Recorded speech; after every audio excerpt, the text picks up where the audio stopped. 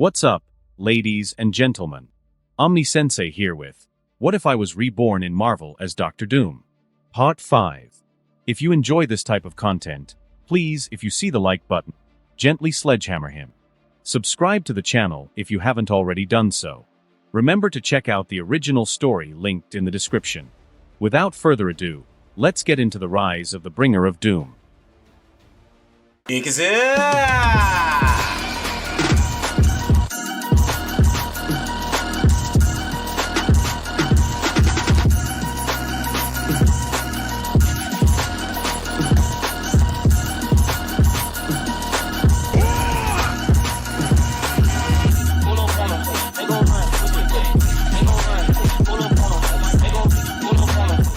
Third person, POV, taking in all the enemies surrounding him, Victor focused in particular on Vertigo. Since he knew that meant if she was already part of the Marauders, then that meant Sinister already possessed information on the Savage Land. Which in turn means he might have some operations of his own going on there. Realizing this, Victor clicked his tongue in annoyance. Since he didn't want anyone with their proverbial hands in the Savage Land pie, save he and his own people. But it looks like that is likely not the case. Oh well. Victor will just have removed the tumor that is Sinister from the Savage Land before taming it and making it his own. Nothing too big, honestly.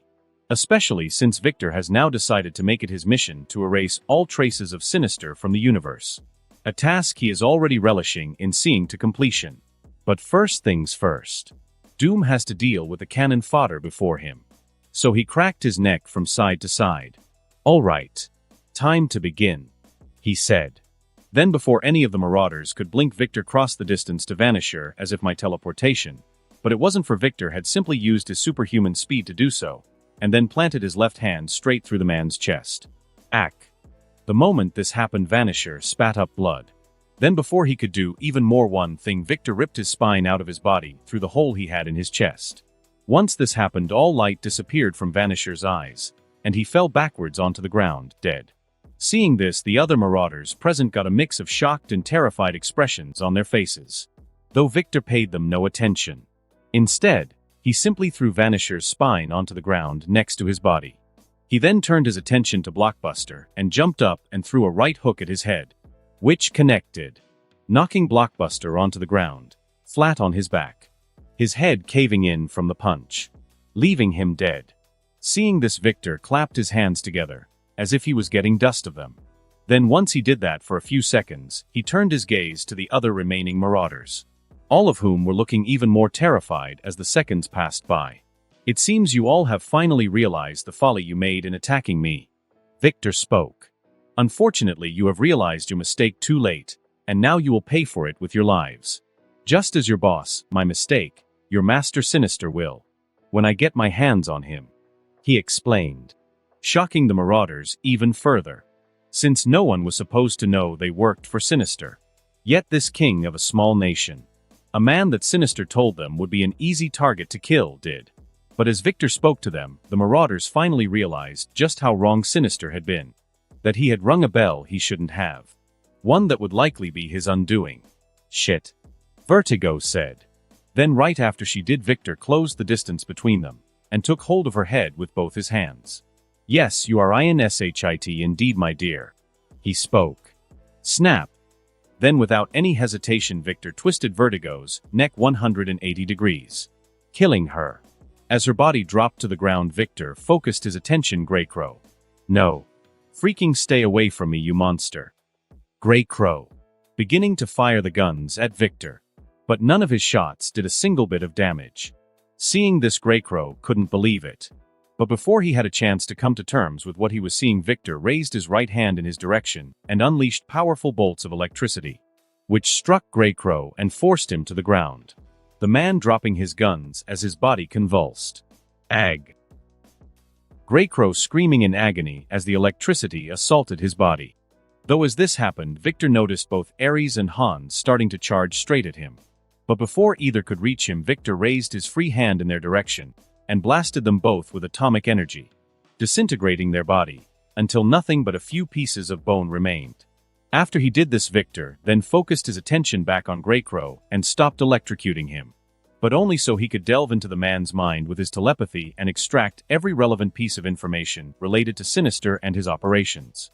Seeing what has happened to their allies, both Arclight and Harpoon didn't want to try their hand against Victor.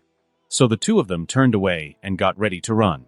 Only for Victor to raise his hands, form spell circles on them, and then conjure up eldritch chains which went after Arclight and Harpoon and wrapped around their bodies, which caused both of them to fall flat on their faces on the ground. But they were only like this for a few seconds before they both floated up from the ground and then floated over to Victor. He having manipulated the eldritch chains he used to restrain Arclight and Harpoon to make this happen. As soon as they arrived in front of him, Victor turned his gaze on the pair. "Did you think you had permission to leave?" he asked them. "Sorry, but no. You're not going anywhere," he told the pair. Hearing this, Arclight couldn't help but start crying. Meanwhile, Harpoon pissed himself. But Victor paid this no mind. Instead, he focused most of his attention on getting past the numerous mental barriers and traps Sinister had placed inside of Greycrow Mind, which were a lot. Some of which actually intrigued Victor. So he copied them.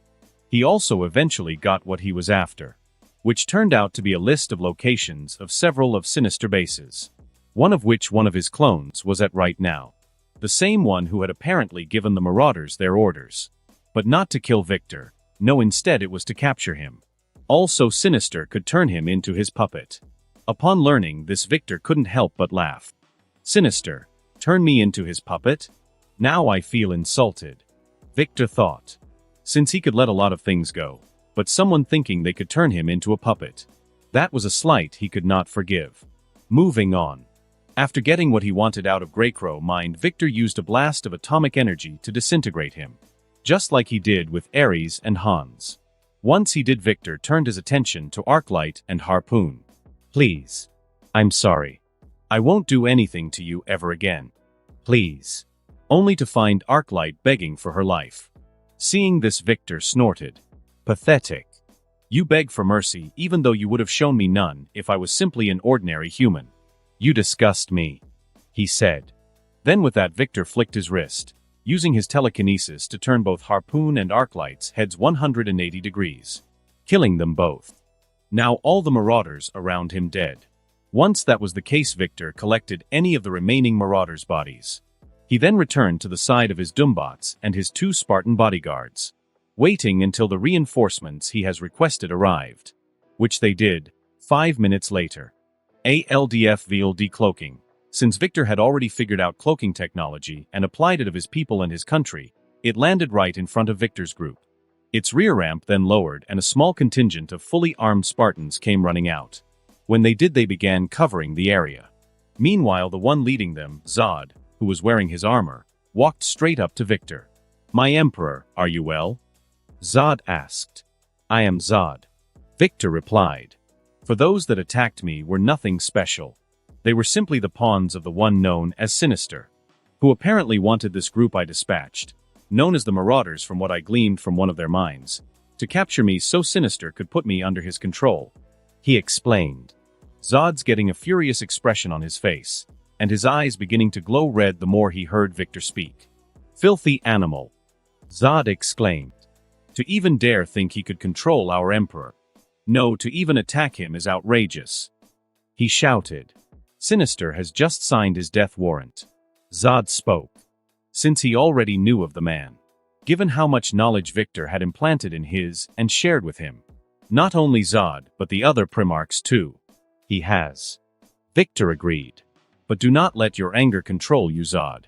For there is work to be done," he spoke. Victor then telepathically shared with Zod all he had learned from Greycrow Mind. "We must move quickly and hit these bases. For there is no telling how much time we have left before Sinister realizes something has gone wrong in his plans to kidnap me," Victor spoke. "Yes, my Emperor," Zod said.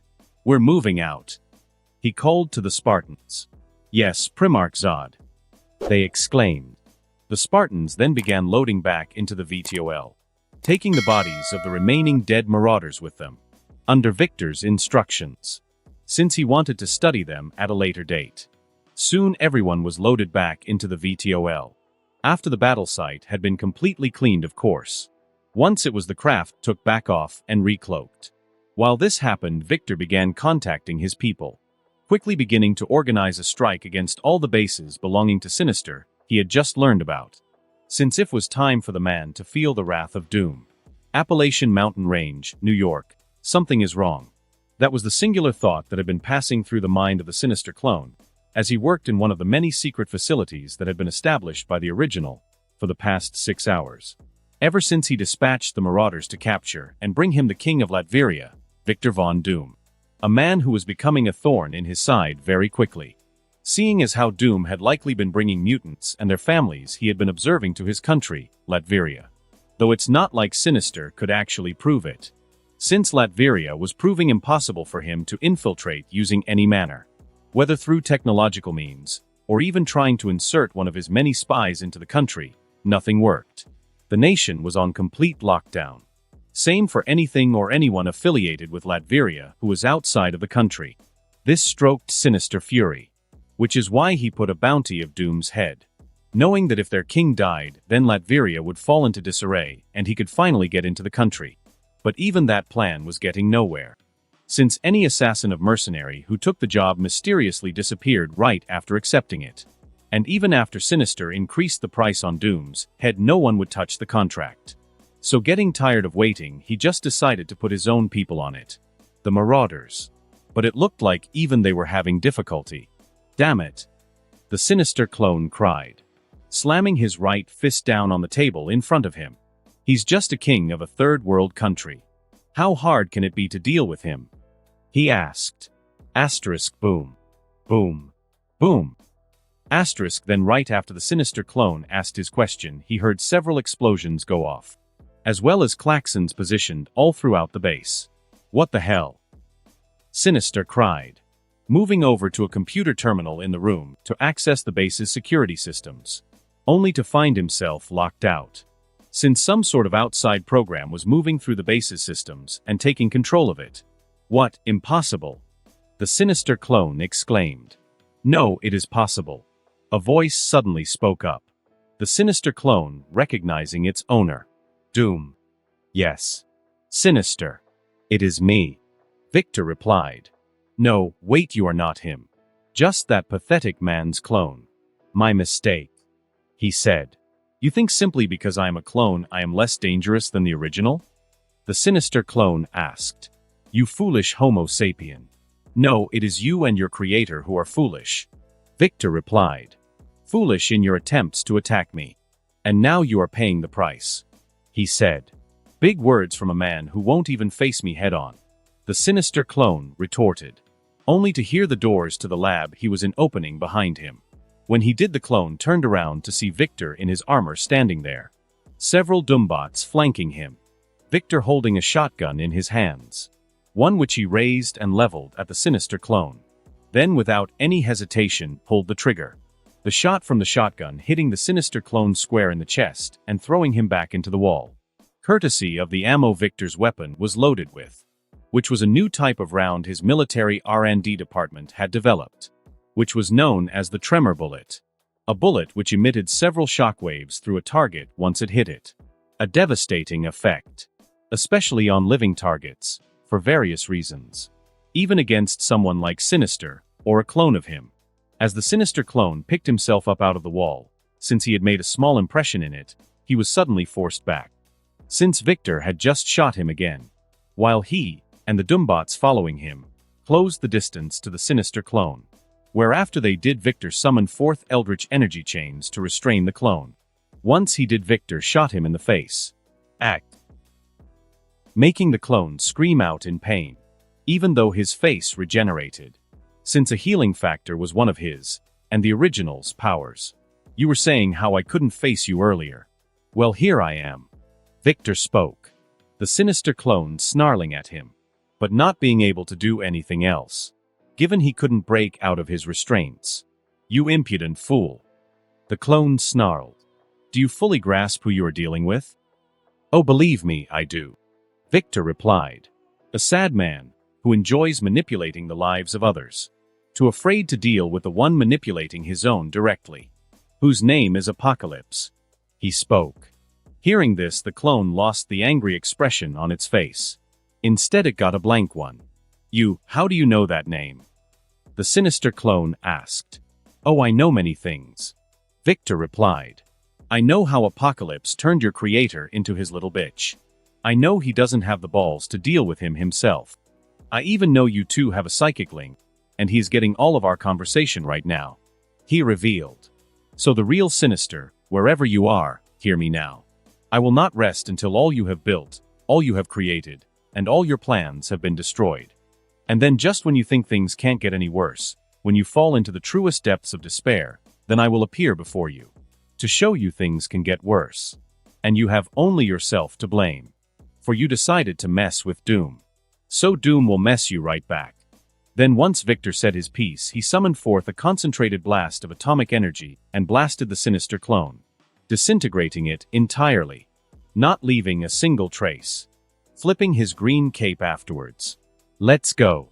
There is still work to be done, Victor said to his Doombots, who acknowledged his words and began following him. Savage Lands, Mr. Sinister Base. Within his newly constructed base in the place known as the Savage Lands, Sinister stood alone in a room filled with multiple screens, all of which were displaying a number of his bases all across the world being raided by forces he knew belonged to Victor Von Doom. What's more, Sinister couldn't activate any of the raided bases' self-destruct protocols, since something was blocking him from doing so. As he continued to watch the attack against him, Sinister was feeling angrier than he had in a long time. Not to mention another emotion the centuries-old scientist rarely felt. One he would never admit to. Fear. Doomstadt, Latveria, July 5, 2008. Stepping off my plane, I took a deep breath, enjoying the smell of Latverian air that hadn't filled my lungs in a while. Feeling extremely good to be home. Especially given all the data my people and I collected from our raids on sinister spaces that we hit, which I truly haven't had a chance to look through. But now that I am back, that is about to change. After I take of a few other things, of course. Namely getting the guest I brought back with me settled. Victor, it's beautiful. Damn, this place looks cool. Susan and Johnny both commented as they stepped off the plane behind me. They were then followed by Ben and Alicia, since all of them decided to come and visit Latveria. Rather, besides Susan for the obvious reason, I insisted the others come. Given that I just declared war against Sinister, and there's no telling what that man would do to those I have a connection with. That's why I brought the remaining F4 to Latveria, and put immense surveillance on the X-Men and those affiliated with the Future Foundation. Until Zod has finished whittling down Sinister's organization, until there is hardly anything left of it. For that is his major task for the foreseeable future, which he needed. Since I have already assigned the other Primarchs to take care of similar matters, and didn't want him to feel left out. Now, as for what those tasks are. Katma, of course, I designated as Latveria liaison to Atuma and the Atlanteans in general, who are not only working to conquer Atlantis and fillet Namor, but also to conquer all the world's oceans in the name of Doom. Ivy is currently focusing on magical studies, and once she completes them, I have set her to creating a magic core. Thrag I have designated to developing a fully functioning space force. Since before I even think of venturing out into the greater galaxy, I will not only have Earth, but the entire Sol system locked down tight.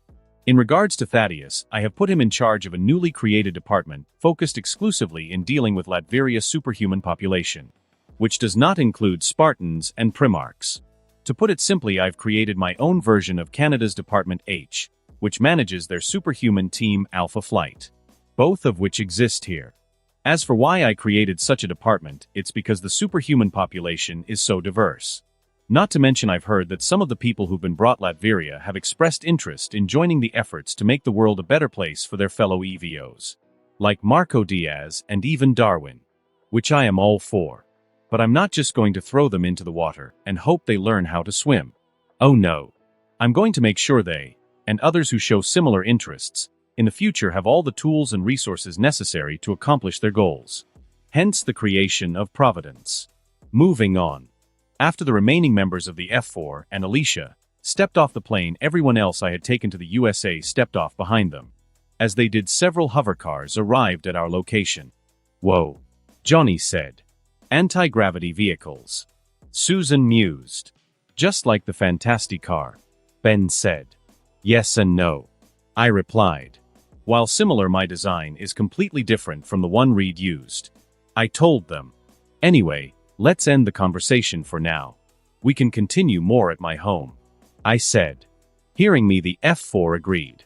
Once they did, all of us then got into hover cars, me getting into the one with Susan naturally, and then we were off.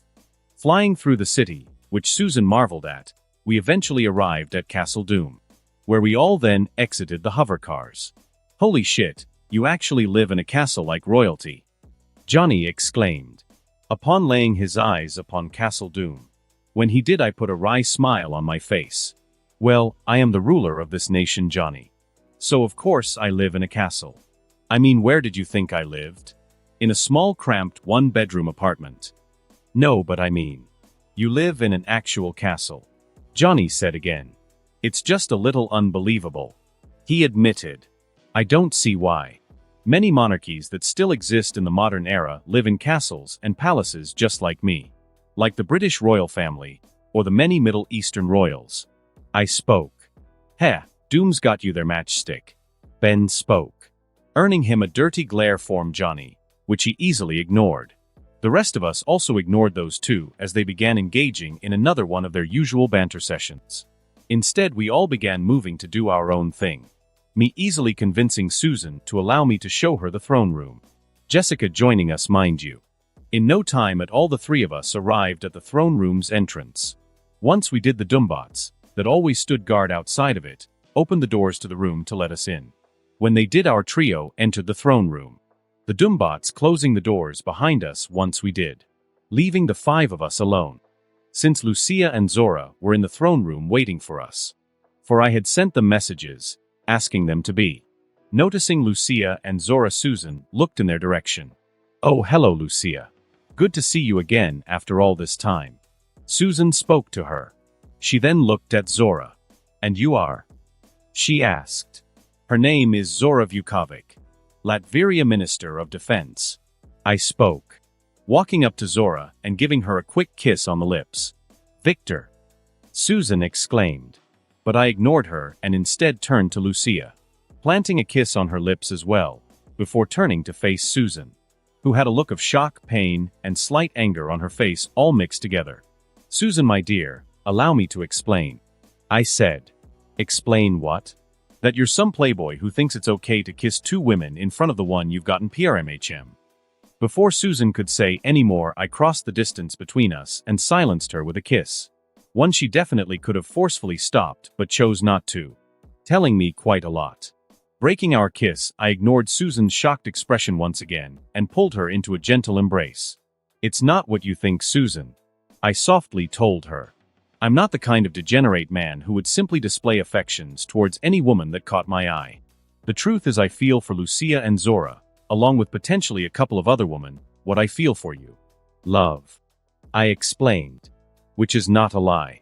I do love Susan, Lucia, and Zora. With Jessica, I've started down that road. As for Deathbird, until she becomes a bit more cooperative, that won't even be possible. Oh, and speaking of the feathered alien warlike princess, I should definitely go see her.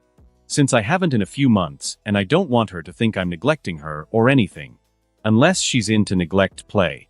Because considering the way her coochie gobbled up my D when she offered herself to me, who knows what she's into? But seriously, I'm definitely going to see her. Since I hope she'll become one of my future queens. Like all the ladies currently standing on my throne room. You love me? Susan asked. I do. I replied to her. But not just you. For you see, I am a greedy man. No, I can see that. Susan immediately replied. So what, you have a harem? Yes. I replied. For I have nothing to be ashamed of. But more than that, I have queens. One of which I am hoping you will become. I said to her. This is, you. Susan began stuttering. Though again, the fact she's not lashing out at me, and trying to cripple me from the inside out by expanding one of her force fields inside of me, is a really good sign. As she continued to stutter, I gently placed a finger on her lips, causing her to shut her mouth. Listen, I understand this is a bit overwhelming. I do. Which is why I'll give you some time to think about it. Discuss things with the other ladies. I said. And when you come to a decision, please let me know. I spoke. I then moved away from Susan, and got ready to take my leave. But not before going over to Jessica and giving her a kiss as well, along with a small pinch on the rear. Once I excited the throne room. After which I quickly opened up a portal and stepped through it, arriving at one of the detention facilities I had built to house certain individuals. As I closed the portal behind me, the guards and Doombots on duty instantly saluted me upon seeing me. Emperor. One of the human guards spoke. Hello. I said. I'm here to see Eric Stevens. I said. Since Zemo had secured both him and Clow, and brought them to Latveria over a week ago. So now that they've had some time to settle in, it's time I put them to work on serving the will of Doom. Third person, POV restraints around his arms and legs. Eric Stevens was walked down a hallway, directed by two guards in armor he had never seen before. That is until he was suddenly kidnapped from his apartment a week ago in the middle of the night. Ever since then he's been a prisoner. Only he has no idea why, nor whom has taken him captive. Since from what he had seen, it was most certainly not the Wakandians. For if that was the case, his uncle, the king, would have likely simply killed him like his father rather than keep him prisoner. Though at the moment Eric couldn't really be sure of anything, save that he was in deep shit.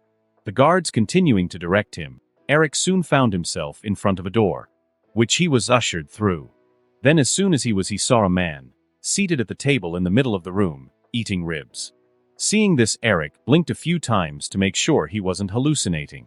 Yet no matter how many times he did, he still saw the man sitting at the table, eating from a plate of ribs, telling Eric he wasn't hallucinating, which just made the entire scene before him even stranger. Though before he could truly process why a man was eating ribs in front of him, the two guards that had guided him to the room forced him over to the only other chair at the table, and then forcibly made him sit in it. Once this occurred, the two guards then secured Eric's restraints to the table itself. Just as they did, the man seated opposite of him finished off the last of the ribs he was eating. Once this happened, the man wiped off his hands using a napkin, and then placed it on the plate with the ribs bones, which one of the guards picked up before the two of them left the room, closing the door behind them. Sorry about that. Didn't have time for lunch. So while I was waiting for the guards to bring you here, I decided to have it. The man spoke.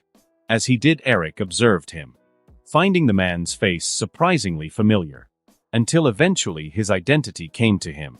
That new king he heard about, of that Eastern European nation known as Latveria. Victor von Doom. That's who he was sitting across from. Now the big question Eric had was why. Anyway, now that my belly is full, let's get down to business, Eric Stevens. Or would you prefer I use your real name, Jadaka? Victor asked. How do you know that name? Eric shouted, unable to stop himself. Since he could count on his hand the number of people in the world who knew that name, and Victor von Doom wasn't on it. Yet here he is, using it. Simple. It's because I've done my research on you, Eric. Doom replied. Yes, I know all about your life. Like how you were outside playing basketball when your uncle, the current king of Wakanda, murdered your father, his own brother, and then scurried away back to his nation with his tail between his legs, leaving you to fend all for yourself alone in the world. I know how you've sworn revenge against your family, which honestly I can't blame you for. I also know that despite all your special forces training, and all you've done in preparation to make your move against Wakanda, you will fail miserably. Shut your mouth. You don't know anything.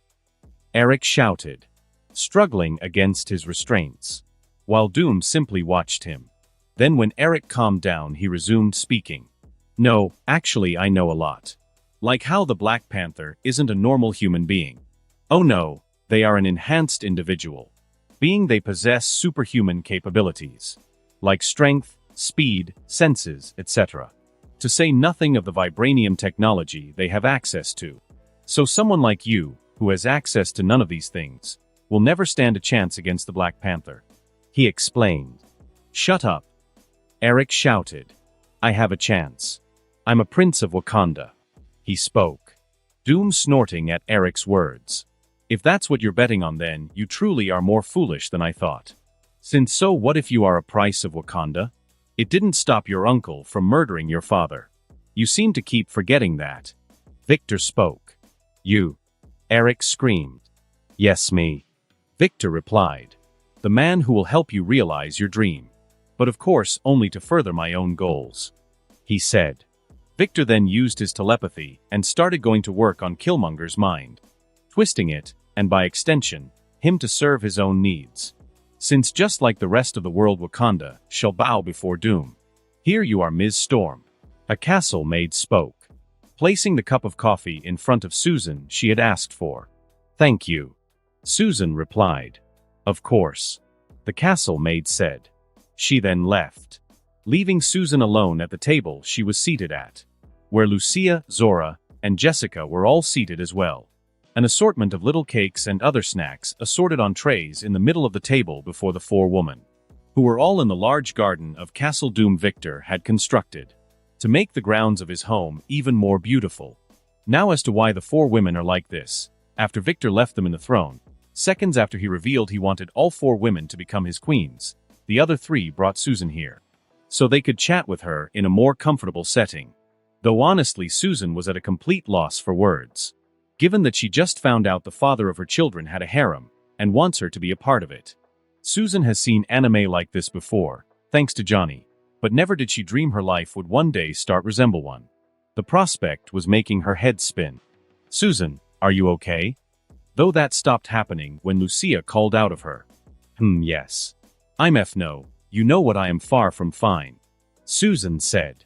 Well, that's perfectly understandable, given all Victor just revealed to you. Zora said, taking a sip from her cup, which was filled with tea. Yeah. And about that. Are you all truly fine with this arrangement he wants all of us to have? Susan asked. Yes. Zora easily replied. Sure. Lucia said. Absolutely. Jessica answered, stunning Susan, since that meant she was the odd one out in their group. You all can't be serious. Susan spoke. I mean, Victor wants us to be part of a harem, to share him. Yes, and Zora asked. I mean, it's not like we haven't been doing that already. Lucia spoke. Though becoming his official queens will change some things in our relationship with him and our dynamic with each other, but I don't foresee any big issues, she said, shocking Susan further. None of you really see an issue with this? Susan asked once more. Susan, we really don't. Jessica spoke. After all, you heard Victor in the throne room earlier. He's just not going to simply take any woman into his bed. He's not that type of man. Exactly. Lucia added. Besides, despite your protests, you haven't outright rejected the idea, she said, a smirk appearing on her face, which in turn made Susan begin to lightly blush.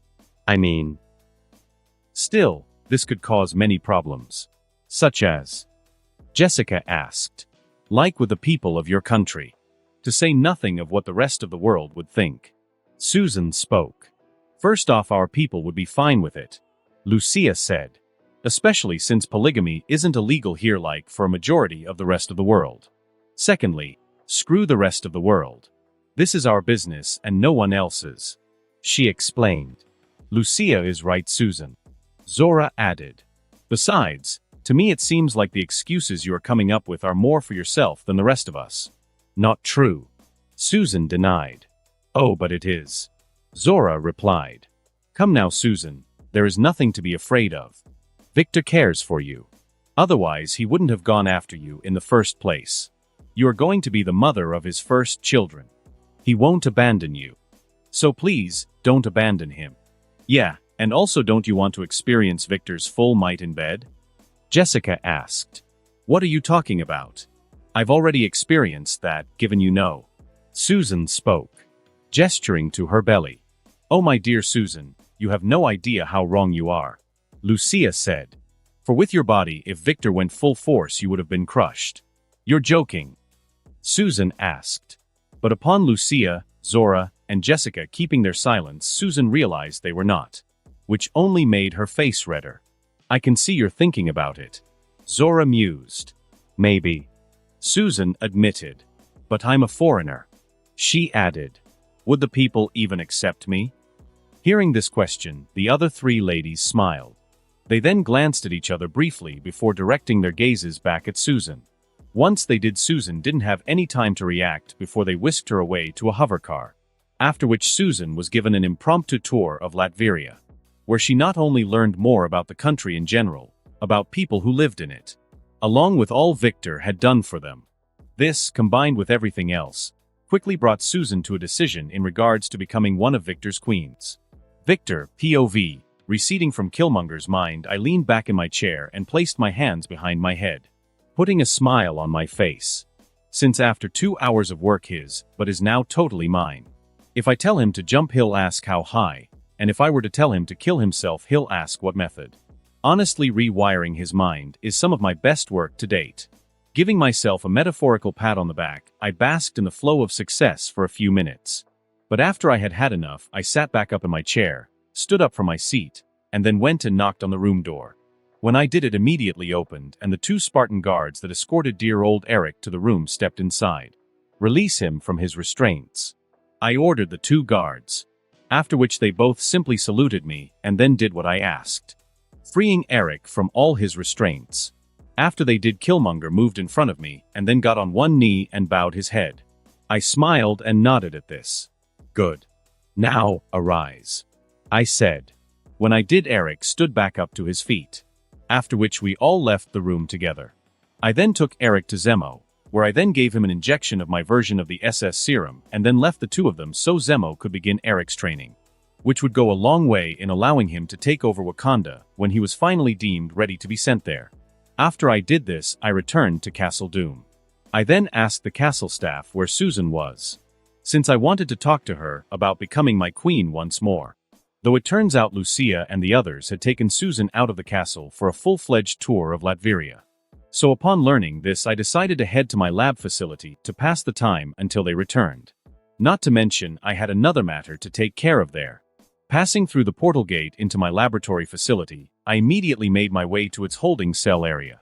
Then I specifically headed to Deathbird's cell, finding her engrossed in an episode of South Park on the flat-screen television installed in her cell, which from what Brainiac has told me she's become a huge fan of, even though she never admits it. Honestly, if you disregard her arrogance, extreme anger, and slightly homicidal tendencies, then Deathbird is really just a tsundere. As I stopped in front of her cell, Deathbird gave me a glance, but then after she simply went back to watching South Park, only acknowledging my presence again after the episode she was watching ended. A classic power play, of course. But since I am the one with all the power in our situation, I'll let it slide. You. Deathbird. Yes, me. I replied. So, how've you been since I last saw you? Well. Deathbird replied. These accommodations are satisfactory for now, Paramore. She told me, making me snort. Oh wow. So you're still deluding yourself into thinking I'm your paramour when you're clearly mine. I mean, wow. You've got some guts, I'll give you that. But that's okay, since I like my women feisty. I said. I'm not your woman. Deathbird shouted. Well, if you started being a little less hostile, you could be. You could get out of this cell and be able to move around freely for the most part. I would make you one of my queens. I would even help you take over leadership of the Shi'ar Empire. Not to mention give you another round of smashing like that night, your obvious ploy to use your body to ensure me failed. Well, at least in the way you wanted it to.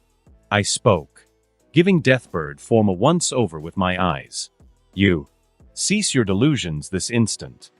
Deathbird shouted, though there wasn't really much power behind her words. Not to mention I got her taking glances at my crotch after I mentioned our night of passion. No matter how subtle she thought her actions were. Telling me a few things about the thoughts rolling around in her head. Okay, good talk. Well, until next time. I said. I then walked away from Deathbird's cell, ignoring her shouting at me as I did. I then eventually arrived at one of the numerous labs in the facility, where I did some work to pass the time. Until Brainiac informed me Susan and the other girls had returned. When he did, I stopped what I was doing and immediately started making my way to their location, hoping Susan would give me an answer to my earlier question. Stepping out onto one of Castle Doom many balconies, my eyes met with Susan's. The other girls having told me her location when I met up with them a few moments ago. Susan. I said. Victor. She replied. This country of yours is truly wonderful. She said, why thank you. I replied. But it's not all just me.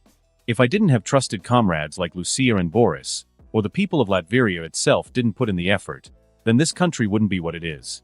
Which is why I am truly grateful to all of them. I can see that, Susan replied, putting a smile on her face. Your people and friends are so loving, accepting, and kind.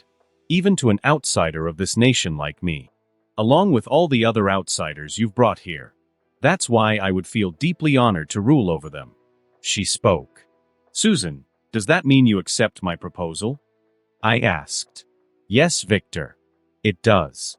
I'll be one of your queens. Susan spoke, telling me she's in. Hearing this, my heart swelled with joy. Thank you, Susan. Thank you so much.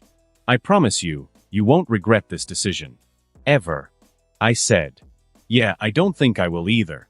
Susan replied. Then once she did, she walked over to me, and then sealed my lips with a kiss. After she did, the two of just stood there, basking in each other's warmth and embrace for I don't know how long. But eventually we did break apart. After which we began telling many people the good news. Including Ben, Alicia, and Johnny. The last of which started crying, bowing to me, and asking me to teach him my ways after he found out I had a real-life harem. Which I agreed to. Since we're basically family. Moving on. That day after Susan agreed to become one of my queens, things started moving even after than I expected in many ways. Then before I knew it, a year and a half had passed by. 2010, third person, POV, standing up the balcony of Castle Doom, where Susan had agreed to become one of his queens, Victor stood with his hands folded behind his back, watching as the morning sun rose, taking in its majesty, but also thinking about all the changes that had taken place in the world in the past year and a half. Some due to him and his people, and some not. First, Tony has publicly claimed and revealed to the world, with Maya permission of course, that Riri was his daughter, which made the young genius incredibly happy. Tony as well. The two's father-daughter bond having only grown stronger since they met each other, even after Tony and Pepper finally started dating, which happened shortly before the end of 2008. The couple still going strong, and their relationship only getting stronger. Second, the Future Foundation had become fully operational. The foundation's reputation having only gone up since it opened its doors. Even if some people hated it since it openly supported EVOs. Which is the third, and definitely the biggest change that had taken place on Earth in the past year and a half. Getting together with Xavier, the reaming F4, Tony, and his own people, Victor had decided to take that giant leap forward and reveal the existence of EVOs to the entire world. His theories in regards to them, his personal stance on their existence, etc. Victor had laid all this, and more, on the proverbial table. Which needless to say sent the entire world into shock and frenzy. But Victor didn't care one single bit. Since people were going to find out about EVOs in the future. It was really inevitable. So all he did was speed up the process. As well as begin manipulating things to protect the EVOs of the world. Not only from visible threats like the numerous hate groups that had sprung up in response to the EVO reveal, as many people call it, but also to the invisible threats. Like the violation of an EVO's right. Simply because they possess extraordinary abilities. Victor and his people found many examples of this in regards to those formerly known as mutants. It disgusted them. So naturally they handled these matters in the only proper and reasonable way any would. They went into full-on purge mode. Using the vast resources at his disposal, Victor has been making sure to systemically hunt down and destroy, with extreme prejudice, any and all things that are or would become a major threat to the world's EVO population. Whether they be people, groups, or even inventions or artifacts. Doom is not allowing anything to escape his gaze. Count on it. Moving on. In the past year and a half, the stance on EVOs has become much more favorable. Especially after Victor revealed to the world he himself was an EVO. Though of course he didn't idiotically show all his powers. No, he only revealed his electrical generation abilities to the world. This in turn made many of the other world leaders, and those in power, wary of him. However, Victor was also surprised to find a few who were not afraid to give him their earnest and honest support. It was a mixed bag in all honesty. But one Victor could naturally work with. Anyway. Fourth, the Octavius couple had finished developing their fusion reactor, which unlike in the Spider-Man 2 film was fully safe and properly functional. A thing Victor and his other people made sure of. Especially since after the reactor was proven safe, Victor had several of them commissioned and then placed all throughout Latveria, which the reactors now supply power to on a permanent basis. making Latveria a completely free fossil fuel-based country. A situation Victor and his people are also trying to make happen for several other countries around the world, who they have begun talks with to supply them with their own fusion reactors to generate power. No matter what shit the oil, coal, and other energy companies have tried to pull. Except for Stark Industries, of course, who has started actively competing against Latveria in the clean energy game.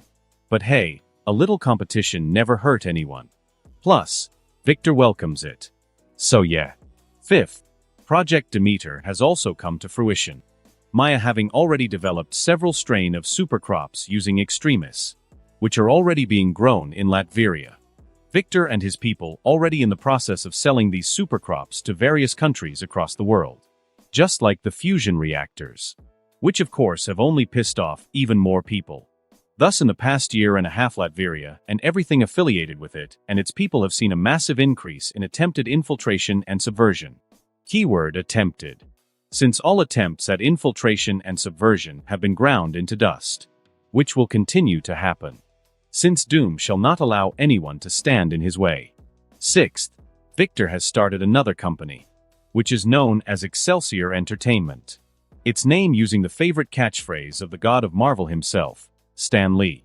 The company itself is doing well, having already produced 2 very popular games, whose names are Genshin Impact and Honkai Star Rail. Seventh, the relationship between Victor and S.H.I.E.L.D. is doing extremely well.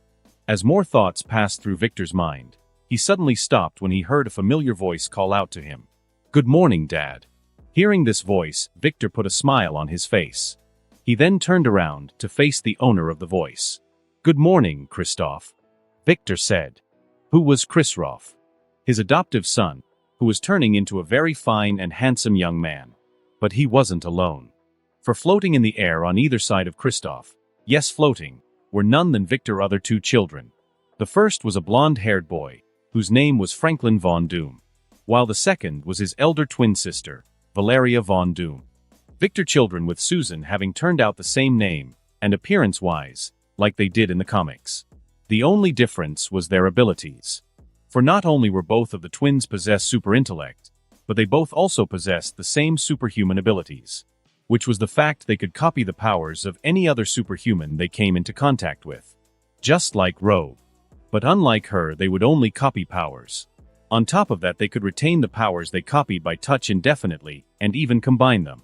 So put simply, Franklin and Valeria were like altered version of All for One from My Hero Academia. So while not as dangerous as reality warping, the twins were still incredibly lethal. But Victor would accept nothing less from those with the blood of Doom flowing in their veins. So not that I don't enjoy spending time with my children, since you all know I do, but what are you doing here? Shouldn't you all be getting ready to eat breakfast? We were, but the twins wanted to come find you and arrive with you together today. Christoph explained. I see. Victor replied. Well, since that's what you both want, let's do it. He said. Hearing this, both Franklin and Valeria smiled brightly at their father. After they did, the group of 4 left the balcony, heading straight for breakfast.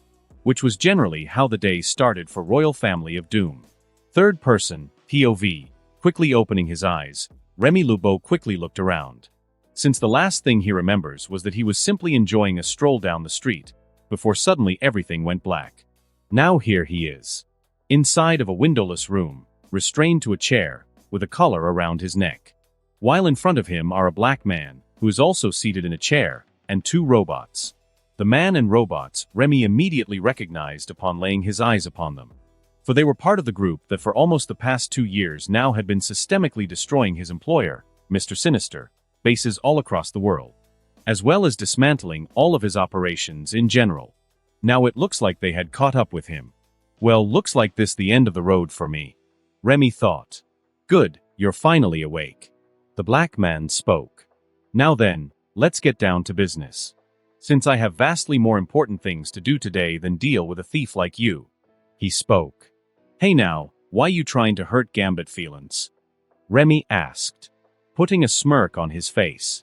My name is Zod. Only for Zod FO completely ignore his comment. And quite frankly, if my liege didn't have an interest in you, you would be dead right now. But he does, so you are not. Be thankful for that. Zod spoke. So your boss is interested in me? Why? Remy asked. For some reason, he thinks you can be more than a simple scoundrel and thief. Zod explained. Which is why from now on you will be working for us. Oh? And just who are you all? Remy asked. When he did, Zod smirked. The ones who will make your former employer, Mr. Sinister, fall into the deepest pits of despair. He explained. Remy swallowing a lump in his throat as he heard this. For he could tell Zod wasn't lying. Understood. Remy replied. Excellent. Zod replied. Well then, good day. A few people will be in here in a few minutes to take care of you. Good luck, he said. Zod then stood up from his chair and walked over to the door of the room. But just before he opened it, he turned back to look at Remy on last time. Oh, and more thing, Remy. If you even take a single step towards betraying us, I'll make you beg for the sweet release of that, but make sure it never comes to you. Zod spoke. His eyes glowing red after he did. But only lasted for a second before the glow stopped and Zod left the room, leaving Remy wondering exactly what he had just got himself caught up in. Harlem, New York City, New York, United States of America. As the SUV she was in came to a stop, Jessica exited it. One of the Spartan bodyguards Victor had assigned to her getting out right behind her. Meanwhile, the other parked the SUV and then joined them. Once this happened, the three of them entered through the doors of the establishment before them. A bar. After doing this, the group of three picked a table and had a seat, waiting for the person they had come to the bar to speak to today to make an appearance. Which they did, a minute after Jessica and her bodyguard took their seats. Walking out of the back room, a case of foreign beer on his right shoulder, came the owner of the bar who Jessica had come to speak with. A 6 feet 6 inches tall African-American, whose frame was padded with muscles, whose original name was Carl Lucas. But due to certain circumstances he had to change it, so at the moment he goes by another. Luke Cage. Reaching the bar's front counter, Luke placed the case of foreign beer. Stop it. He then turned his attention to Jessica Group. Morning. Can I help you? Luke asked them. Since although the bar was open, he really didn't think Jessica and her people were here for a drink. Then again, he could be wrong. Yes, I believe you can. Jessica replied. She then got up from her seat and walked over to the front counter. You see, I am looking for a certain man, and I heard he practically lives in this bar. His name is Carl Lucas. Know where I can find him? No, sorry, I don't. Luke replied, working to keep a neutral expression on his face. Meanwhile, his fingertips were digging holes into the counter. Now, Mr. Cage, we both know that's a lie. Jessica retorted. Seeing as you and Carl Lucas are one and the same. She spoke. Hearing this from Jessica, Luke tensed his body, in preparation for a fight. Despite this, neither Spartan got up from their seat. Nor did Jessica even flinch. No need to get so worked up, Mr. Cage. My colleagues and I are not here today to fight you, nor drag you back to prison for the crimes you were framed for. We simply came to talk. Jessica explained. Talk? Luke questioned. Also, did you just say I was framed?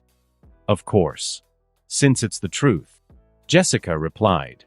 How do you know that? Luke asked. No, for that matter, why do you believe I was framed? Because the evidence is all there, if you know where to look. Which my employer has done. Which is one of the many reasons he sent me here to speak with you. Jessica explained. Oh really? And who is your employer? Luke asked. Victor Von Doom. Jessica said.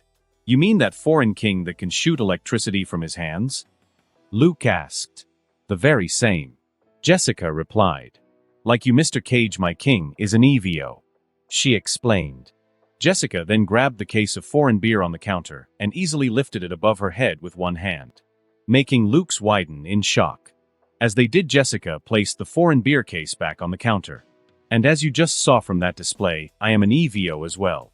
But unlike me, who obtained my powers by accident, or Victor, you were forcibly turned into an EVO, while having your civil liberties violated in prison.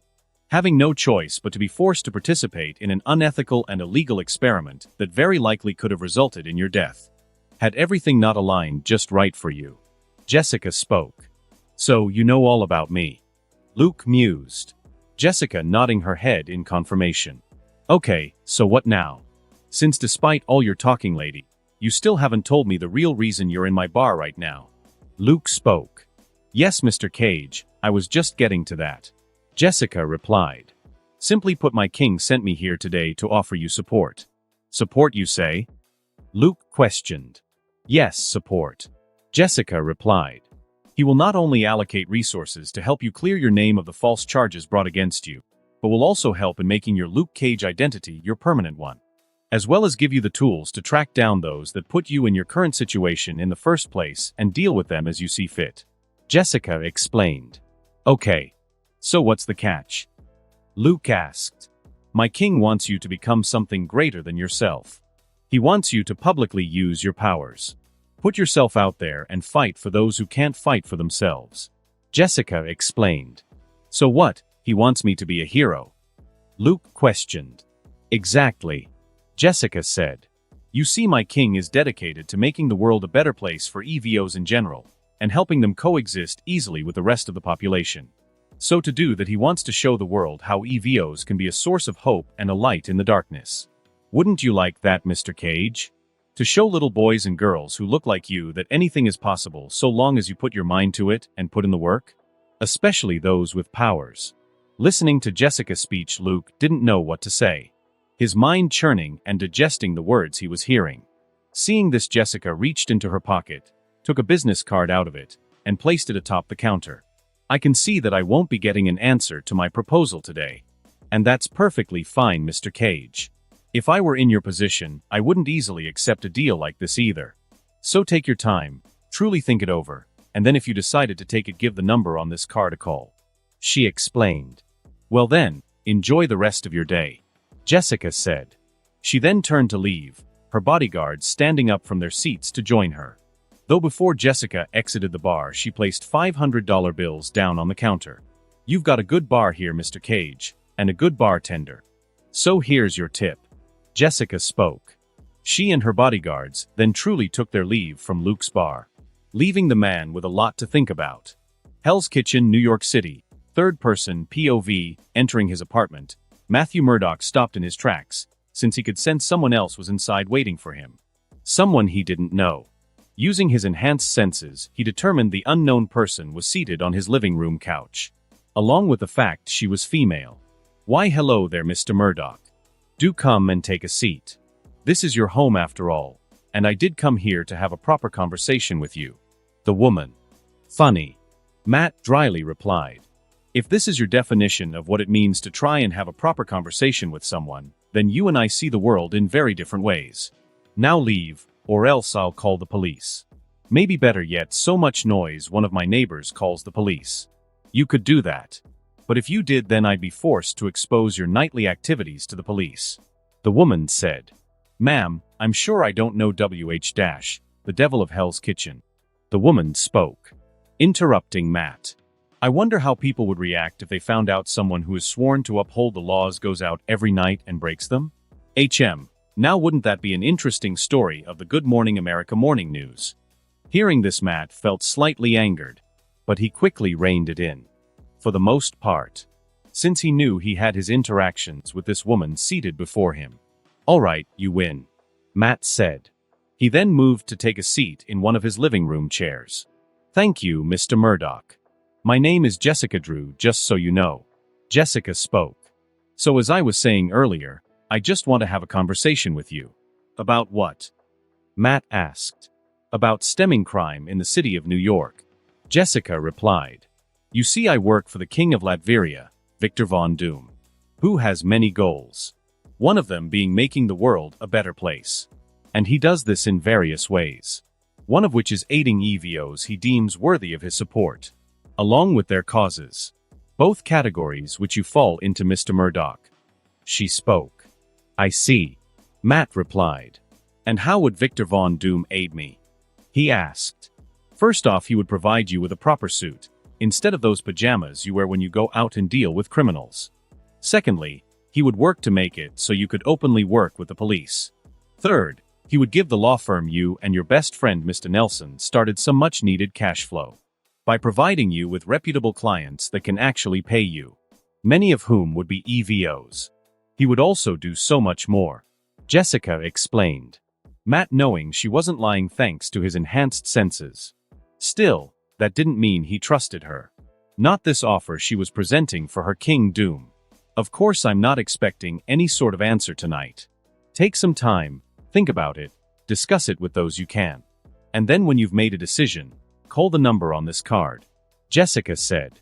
She then quickly took a business card out of her pocket and flicked it directly at Matt's face, which the man easily caught. Right. Well, you've given me a lot to think about, Matt said. I know I have. Well then, good night, Mr. Murdoch, Jessica said. She then took her leave from his apartment, leaving Matt alone, where he soon became lost in his thoughts, contemplating Jessica's offer. Though that stopped for a moment as the door to his apartment opened up again. But this time it was someone familiar to Matt who entered it. His longtime girlfriend, Electra Nachios. Closing the door behind her, Electra saw Matt sitting in the chair and could instantly tell he wasn't all right. My love, what is wrong? She asked him. I had a visitor tonight, who just gave me an offer that sounds too good to be true, Matt replied. Though if it is true, and I take it, everything could change. He spoke. Tell me, Electra said. She then moved to take a seat on the couch, while Matt began explaining his meeting with the mysterious Jessica Drew. Disgust, fear, and anger. These were the strongest emotions Jessica Jones was experiencing at the moment. Yet she couldn't express them. Instead, she could only wear a smile on her face. All thanks to the man currently standing in front of her, who sported purple skin, and whose name was Zebediah Kilgrave. Ever since he opened his mouth and talked to Jessica a few minutes ago, she had been unable to do anything but follow his commands, which included breaking into a car and beating up several bystanders, using the full extent of her powers, which Kilgrave had caught a glimpse of her using before. That's why he became interested in her, beginning her living nightmare. Well, I must say, you are quite a delight, Jessica Jones, Kilgrave told her, looking her body up and down. If you're this much fun on your feet, I wonder how much fun you would be on your knees in front of me, Kilgrave said, Jessica wanting to throw up after hearing those words. What day you and I test my eye-pop. Before Kilgrave could finish his sentence, a giant hole appeared in his head, smearing bits of his blood and brain matter on Jessica's face and clothes. But since the bastard in front of her was dead, she didn't really care. Before Kilgrave even hit the ground, Jessica could already start to feel her control return to her. When she did, she let out an audible sigh of relief. She even started to cry a bit, since her living nightmare, no matter how short it was now over. Though as relief washed over her, Jessica couldn't help but wonder who had killed Kilgrave, the superhuman female, for her an answer to her question a moment later as several black SUVs rolled up and surrounded her and Kilgrave's body. After they did, many people began exiting them, many moving to attend to Kilgrave's corpse, while some even attended to her, like wiping the blood and brain matter off her face. Once that was done, a woman came forward and gently took Jessica's hands in her own, giving her a comforting look. It's okay. You're safe now, Jessica. That filth in human skin can never hurt you, or anyone else ever again, the woman told her. Okay. Jessica managed to say. Who are you people? She suddenly found herself asking. We're here to help, the woman said. But if you're asking who I am, then my name is Jessica Drew. So again, nice to meet you, Jessica.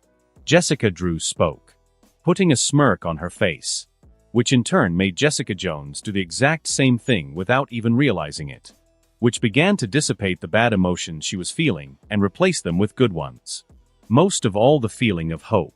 Third person, POV, anger and fear washing over him. Robert Bobby Drake really wanted to be anywhere else than where he currently was, which was in the back of a large moving truck, his arms restrained by shackles embedded in the walls of the truck itself, a collar secured around his neck, one which kept him from using his newly discovered powers. For Bobby was an EVO. He discovered his abilities shortly before school ended and he went on summer break, which made Bobby both happy and scared at the same time, like he is right now. He was happy, since he thought with his powers maybe he could become a hero, like Captain America or something. But he was also scared, namely that his family would hate him. But after watching the news and learning about that one king named Doom in a place called Latveria, and about a group known as the Future Foundation that supported people like him, as well as the Fantastic Four, Bobby found courage and decided to take a chance and tell his family about his powers. finding out he had been worrying for nothing, since they still loved him just the same, filling him with immense joy. Thus things in the Drake household continued on as normal. Bobby, his parents, and his younger brother Ronnie went on their annual summer family road trip, a thing Bobby always loved to do. So things were going extremely well for the young EVO. Then in one instant it all went to shit. While his family has stopped at a gas station to refuel their RV and stretch their legs, suddenly Bobby found himself surrounded by multiple masked men, who forced the collar he was currently wearing around his neck, before then forcing him into a van, where they then brought him to the truck he is currently a prisoner in, along with many other people, all of whom are chained up and collared just like him. Listening to the cries and shoots of his fellow prisoners, Bobby couldn't help but wonder if he was going to die, since he had seen a number of movies that mirrored the situation he found himself in, and he knew they never ended well, unless a hero appeared and saved the captives. But Bobby couldn't believe there was a chance of that happening. Then a second after he let that particular thought pass through his mind, he was soon shown how wrong that line of thinking was, since all of a sudden the truck came to a screeching halt. When this happened, Bobby and his fellow prisoners rapidly began speaking. "What's going on? Are they about to kill us? We're dead. We're so dead." These and other comments rang out through the air as the prisoners each had their own speculation as to why the truck had suddenly stopped moving.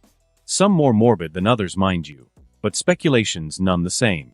But all of these speculations were out to rest as before any of the prisoners could blink the truck itself broke apart around them, exposing them to the outside world, where corpses and signs of battle were on display all around them. Looking at them, the former prisoners had so many questions. But before anyone could speak up, a new voice caught all their attention. "It is all right. You all are safe now. I promise you this." The voice belonging to none other than Magneto, who had agreed to work with Victor some time ago, along with most of his subordinates, to make the world a better place for people like them, but using Doom's way, which Magneto had to admit worked. Moving on. After Magneto spoke, all the former prisoners turned their heads in his direction. When they did, they saw Magneto floating a few feet in the air, wearing the new suit Victor had made for him when he agreed to work with him, which was his white and black one from the comics. Other than Magneto, there were also several former members of his acolytes also in view of the captives, along with several Spartans in full armor, though with no identifiable marking, of course, since they were operating like Black Ops forces at the moment. For the truck and convoy protecting it, they and Magneto's group had just hit were related to a group known as the Purifiers, who operated mostly out of the United States, where the laws actually protected them, but not from Doom and his people, who were raining down fire and brimstone on their asses every chance they got. Like right now. Anyway, his gaze on Magneto, and those supporting him, Bobby suddenly got stars in his eyes. Seeing that he was wrong earlier, a hero did come to save them. So maybe that means he could truly become one someday too. Bobby having no idea how right he was. Walking into his high school, which was known as Midtown High, Peter Parker felt good. Better than good, actually. He felt great. Very different than how he was feeling over this entire weekend, where he found himself sicker than a dog. His symptoms suddenly coming on while he was on a class field trip to Oscorp Industries, which Peter has been looking forward to. So having to go home halfway through the trip, and then being forced to stay in bed all weekend, was quite upsetting. Though Peter tried not to dwell on the negative. Instead, he tried to look at the positive. Like the fact he suddenly didn't need his classes to see, and that he had abs. Seriously, what is going on with me? Peter muttered to himself. Peter. Only to get knocked out of his own thoughts when he heard his friends call out to him at the same time. When they did, Peter looked in their direction and smiled. His friends quickly closing the distance between them. Peter's friends being Harold, Harry, Osborn, Gwendolyn, Gwen, Stacy. Then finally Ned Leeds. "Hey guys," Peter said to them. "Hey Pete," Harry replied. "So, how are feeling?" he asked. "Yeah, you look like you wanted to cough up all your insides the last time we saw you," Ned spoke. "Way to be supportive there, Ned," Gwen spoke. "What, it's true," Ned replied. "Ned's right, Gwen," Peter added. "Also thanks for worrying about me. But I'm fine. It was just a stomach bug. Though now I'm back and better than ever." he explained to his friends, which eased their worries. Seeing this, Peter nodded. He then suddenly heard a ringing inside his head, one which was almost telling him to duck. So before Peter knew it, that's exactly what he did. Then right after he did, a football suddenly flew over him. Whoa, did Parker just dodge? Lucky break. Standing back to his feet, Peter turned and saw Flash Eugene Thompson standing at the other end of the hall, along with his posse, all of whom had shocked expressions on their faces. Assholes. Gwen muttered, looking ready to go and tear someone's head off. Gwen, it's fine. Just ignore them, Peter said. But Peter. Really, Gwen, it's fine, Peter said. I didn't get hurt. Yeah, this time, Harry said.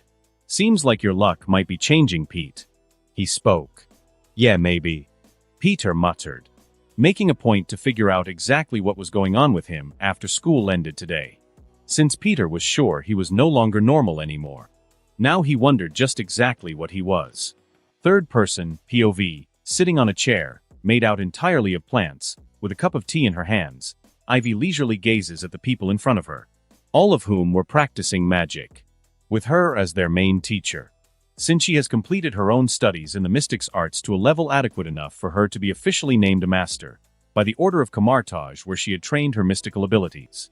Where once she was finished, she returned to Latveria and began building up a magical core for the military, just as Doom had instructed her to. Though of course she wasn't forgetting to practice, and even still improve, her own skills where the mystic arts were concerned. Since Ivy knew no matter how good she got, she could always do better. As those under her tutelage continued practicing their magic, Ivy took a sip of her tea, after which she noted something out of the corner of her eye. The leader of the mystic masters of Camartage, and the personal instructor of her emperor, the Ancient One, who real name Victor informed her was apparently Yao, though he never elaborated on how he discovered this.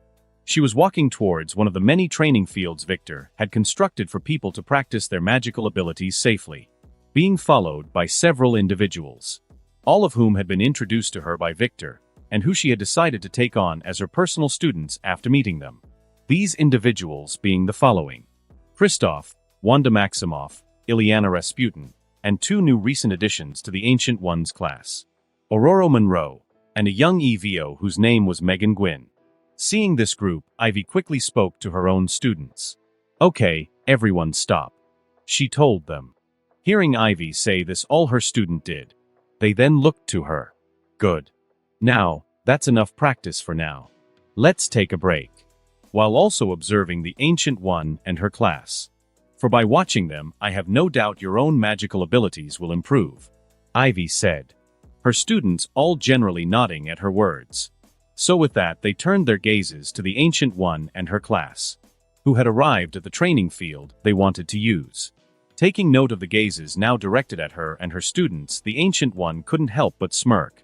Seems we have quite the audience now. Then that simply means we have to put on a good show. Christoph spoke. Yes, let us show them our power and skill. Ileana spoke loudly, despite being the youngest of all the students. I mean, I'll try, Megan said. Hearing this, the Ancient One gently shook her head. Oh no, my young Megan. With magic, there is no try. It is either do or do not, she said. Master, did you just quote Yoda to me? Megan asks in utter shock. Yes, the Ancient One easily replied. That is actually one of my favorite lines from the film. Wait, you've seen Star Wars? Wanda asked. I have, the Ancient One replied. As I have said before, just because the Order seems to live in temples does not mean we are out of touch with the outside world. Even me, she explained. Now then, let us begin today's lesson. Yes, Master. All her students answered in unison, leading the Ancient One to smile. For it felt good to have such dedicated students, all of whom had so much potential in the mystic arts, under her tutelage again. Why she hadn't experienced this feeling in ages. It made Yao feel at least 200 years younger, which she knew was one of the many reasons Victor wanted her take on the children in front of her as her students. Another was so maybe she could choose one of them to replace her as Sorcerer Supreme when she felt it was time to pass on the mantle, instead of letting herself die like she originally planned. Honestly, Victor's plans were obvious to her. Yet she didn't really mind going along with them in regards to this particular matter. After her students answered her, the Ancient One began their lesson for the day, where all of them showcased their natural talent for the mystic arts, but also their dedication to improving themselves in it. Seeing this, Ivy's students were entranced, Ivy smirking when she noticed this, since that meant using the Ancient One and her students to motivate her own had worked out exactly as she planned, meaning now she could take up her students' training a notch, which brought a passionate smile to her face. As this happened, Ivy's students all got a shiver down their spines at the exact same time, but they all chose to ignore it, hoping their foreboding was all just a figment of their imaginations, though they would all soon learn it was not. Wakanda, Burning Zana/Golden City, being led by members of the Dora Milaje, King Chaka moved through the halls of the royal palace, his family walking right alongside him. For they had been informed there was a commotion going on in the throne room, one which needed the entire royal family's undivided attention. Reaching the doors to the throne room, the Dora Milaje opened them and allowed the royal family to pass through.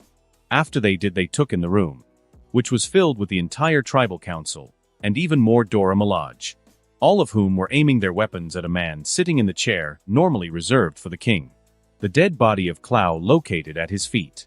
"What is the meaning of this?"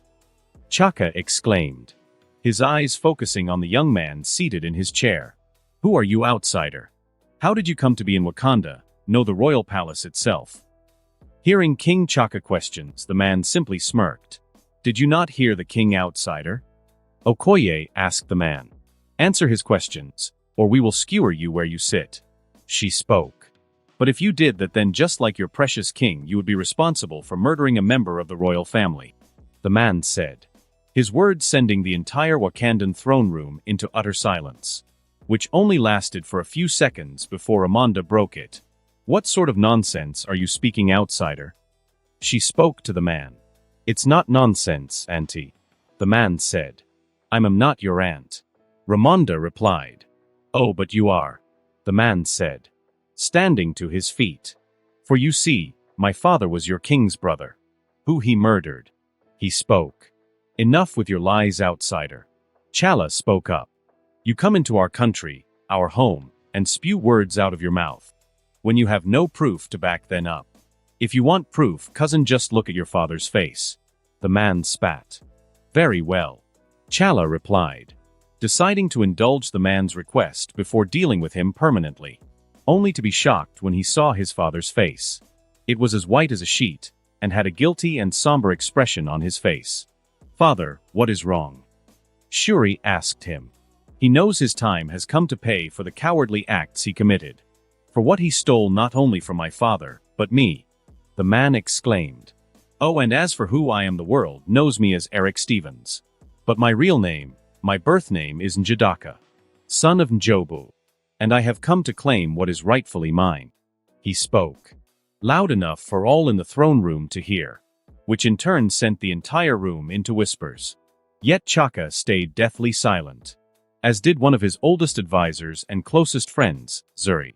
Both them, having realized the sins of their past, has just caught up with them in a big freaking way. Seeing this, Eric couldn't help but put a triumphant grin on his face. Trask Industries HQ finished pouring the finely aged scotch into the 2 glass atop his desk. Bolivar Trask recapped the bottle he kept it in. He then placed it back in his desk drawer where he kept it. After he did, Trask took one of the glasses for himself, then moved the other over to the man sitting opposite of him. One Senator Robert Kelly. A smile on his face, Senator Kelly picked up the glass and took a sip from it. "Ah, this tastes wonderful. Thank you, Dr. Trask." He spoke. "You're welcome," Trask replied. "But really, Senator Kelly, it is I who should be thanking you," he said, "given all you are doing to aid me in getting the Sentinel program truly off the ground." Because for years Bolivar Trask had been trying to get the government to fund one of his projects, which he truly believed would change the world. A group of highly adaptive robots, whose name would be Sentinels. Their purpose, to protect ordinary citizens from violent mutants, or EVOs as the world was starting to call them. Even so, that didn't change the original purpose Trask had designed the Sentinels to fulfill. Yet no matter how many times he tried, the government always turned him down. That is until about a year ago when Trask was contacted personally by Kelly. A man he had met on several occasions before, but never really interacted with in depth. Though in the past year that had changed, along with the very nature of their relationship. Now the two men were close acquaintances. Some people might even call them friends. They now met regularly, where they discussed many topics. But first and foremost were their combined efforts to have the Sentinel program become government-sponsored. Kelly having begun using his influence and contacts to make it happen, while Trask just mostly kept focusing on what he was good at in the partnership, the science. With that, the two men were on a roll. "Please, Dr. Trask, I think we know each other well enough now for you to call me Robert." Kelly spoke. "All right then, Robert. But if that is the case, then please, call me Bolivar." Trask replied. "Sure thing," Kelly said. He then raised his glass in Trask's direction. "Now let us toast to our future success." "Future success indeed," Trask replied. The two men then clinked their glasses lightly together and then drank from them. Having no idea their continued actions were bringing them closer to meeting death face to face. A smile on her face, Celine could barely hold down her excitement. For the time to meet Victor Von Doom had almost arrived. After waiting for so long, she could finally meet the man who had caught her eye. Now that he had ripened enough. Actually more than enough. Celine was all ready to pluck him and eat him up. Licking her lips in a sensual manner, she rubbed her legs together, imagining the time when she had Doom in her grasp.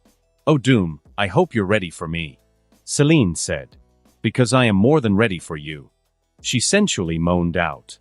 Celine putting a sadistic and savage grin on her face afterwards. Unknown location. In one of their many secret facilities, Alexander Pierce sat around a table with the other highest-ranking members of HYDRA. His fellow World Security Council member, Gideon Malik, Daniel Whitehall, Air Force General Hale. Then finally the youngest members of their little group, Ophelia Sarkissian, who goes by the codename Madam Hydra. Insert image of Madam Hydra here. "So Pierce, care to tell us why you called this impromptu meeting?" Hale asked, since it was Pierce who called them all together. "Yes, I must agree with General Hale. Either explain to us why you have called this meeting, or I will take my leave." Whitehall spoke up. "Settle down, I was just about to." Pierce spoke. "My friends and colleagues, I have called you all here today to discuss a mutual threat to Hydra itself. Victor Von Doom, and his country Latveria." Hearing this, all members of the meeting got negative and irritated expressions on their faces. For just like Pierce, they saw Doom and Latveria as a threat. More so in the past year and a half. Given all the big waves he was making. "Ugh, that man." The madam spoke. "Do you know, no matter how many people I send to take him out, they never return. His security is just that good. Maybe he is even aware of us. Even if he is, it matters not." Whitehall spoke. "After all, who would believe the king of a small European nation over most of us? A king who is married to one of the world's foremost superheroes and female scientific minds, Susan Storm," Gideon pointed out. "And again, given all he is doing, if he decided to tell the world about us, if he knows of our existence, his world simply won't be dismissed. That is the exact scenario I have called you all here today to discuss how to prevent," Pierce said. "So let's get to it. For the glory of HYDRA. For the glory of HYDRA." The other members in the room echoed in unison. They then began a civilized discussion of how to get rid of Victor. The dumb bastards truly having no idea how futile their actions were. Latveria, Doomstat, Castle Doom, April 5, 2010. Future Emperor of Earth Doom, POV, my holographic screen active in front of me. I sat in my personal office in Castle Doom, reviewing the morning reports that my people send to me, which I now do every other day, instead of every other week. Because since events, and the own plans I have set in motion, have been rapidly developing, I need to stay vigilant. To make sure nothing goes to shit, which will trigger a giant disaster. Since, and I know I've said this many times before, but I will continue to do so since it is the truth, this is a Marvel universe. Where generally anything that can go wrong will if you don't nip such shit in the bud quickly. Hence my actions right now. Though so far, from what I'm seeing in the reports, things seem to be going well at the moment. First, Jessica has made contact with as many of the defenders as she possibly could at the moment and has made the recruitment pitch. Now it's just a wait-and-see game. Though given all the information I have on all of the Defender candidates, I feel it highly likely that both Luke and the other Jessica will accept the offers made to them. Jessica Jones, in particular. Since my people saved her by finally killing that cancerous walking mass disguised as a human known as the Purple Man, who thankfully was the version of himself from the comics, and looked nothing like David Tennant. Since I didn't really want for him to end up executed. But don't get me wrong, I would have made sure the Purple Man died whether he looked like Tennant or not. All I'm saying is I'm glad he didn't. Moving on. I'm 50-50 in regards to Murdoch, though I am hoping he does join, bringing Elektra along with them, since those two are still together and going strong, which was certainly a surprise to me when I learned this, since I can't understand why.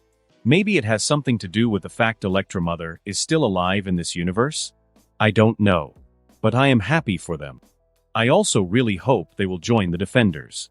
Seeing if how they don't, it will simply be like in Jessica for a while. Given that the other candidates I want for the Defenders, Danny Rand and Frank Castle, aren't actually viable candidates at the moment. The former is still training in Kunlun, while the latter is a mix of his MCU background and that one Punisher film where Thomas Jane was Frank Castle. Put simply, the Drank Castle in this universe has already retired from the military and is currently an FBI agent. So until his family is threatened and attempted to be killed, I won't even think about contacting him. I also say attempt, because there is no way I'm letting Castle's family die. Because a man like Frank shouldn't have to suffer through that. Plus, as a family man myself now, I understand Castle's character all the better now. For if anyone took my family away from me, I promise you the world would burn until there was nothing left. So yeah. I just hope I can have the Defenders properly assemble. Especially since if they do, Jessica and Luke will likely get together. Which if they do, I would be so happy about. Since they were one of my favorite couples in the comics. So that's why I'm indirectly trying to set them up. Since having one without the other just feelings wrong to me. That's why I'm hoping. Second, Zod has finally managed to track down Gambit and bring him into the fold. Good. Now Mr. Sinister has lost another card to play, and we get to see if the Gambit of this universe can become anything close to a hero like multiple other versions of him I know of. Now of course I know there's a possibility of betrayal, but I'm willing to take that risk. You might say I'm taking a Gambit on Gambit. Yeah, but seriously. If I even suspect for 1 second that Red-Eyed is going to pull a Judas, then I'll make sure to take that bow staff he carries around and shove it so far up his rear it comes out his throat. Then I'll heal him and do it several more times before deciding my next action. For no one betrays Doom and gets away with it. No one. Third, Magneto efforts in freeing captured EVOs and dealing with hard groups across the world is progressing quite nicely. Especially since Magneto is following my orders and not taking things too far. At least with witnesses who will talk around. Namely, many of the people he is rescuing form clutches of groups like the Friends of Humanity and the Damn Purifiers. Who I was hoping wouldn't exist in this reality. But Marvel Murphy Law had to rain on my parade. For it seems the Purifiers in this world were formed the same way they were in the Fox television show, The Gifted. Adding yet another bunch of hateful, spiteful bullies to the ever-growing EVO hate pool. Oh, and the fact the governments of the world aren't really doing anything about these kinds of groups only makes me angrier. That's why I can't wait until Earth is one world under Doom. Since when it is, I'll go and have a friendly chat with groups like the Purifiers, where I will freaking purge them all during our talk. That will definitely make them see things my way. Oh, and it looks like Magneto has encountered Iceman. Nice. Now with him in the game, I can start my plans for fixing the polar ice caps. Which of course I could have done earlier, but with Bobby things will be so much easier. For it's as the saying goes, work smarter not harder. Fourth, Eric has successfully inserted himself into Wakanda, and his origins have been exposed to the most influential people in the African nation. Good. Now that means Eric can finally begin twisting Wakanda into what he envisions. His vision being mine for the African nation. A place that will quietly exist in the Empire of Doom. Which should be easy for Eric to do. Considering I'm supporting him. Not to mention he has Zemo for backup on the ground. Having been the one who wrote the report I was currently reading. Eric having secretly communicated with Zemo to relay information in regards to what is currently taking place within the borders of Wakanda. Which looks to be on the verge of full-blown civil war. Not that that surprises me. Given that's exactly what I planned to have happen when I sent Eric there in the first place. For now that everyone knows the truth of Chaka's past crimes against his own blood, he won't be able to sit on his throne much longer. Add to that the fact Eric brought in Clow, a man Chaka had failed to do for decades, and it only strengthens his position in regards to his candidacy for the throne. Chala is going to have his work cut out for him. But even if he were to defeat Eric and become the next king, I already have contingencies in place should that moment come to pass. It won't, but that doesn't mean I'm going to be lazy and not prepare for the possibility. Since this way, I never lose. 5th, Peter Parker has finally gotten his spider powers.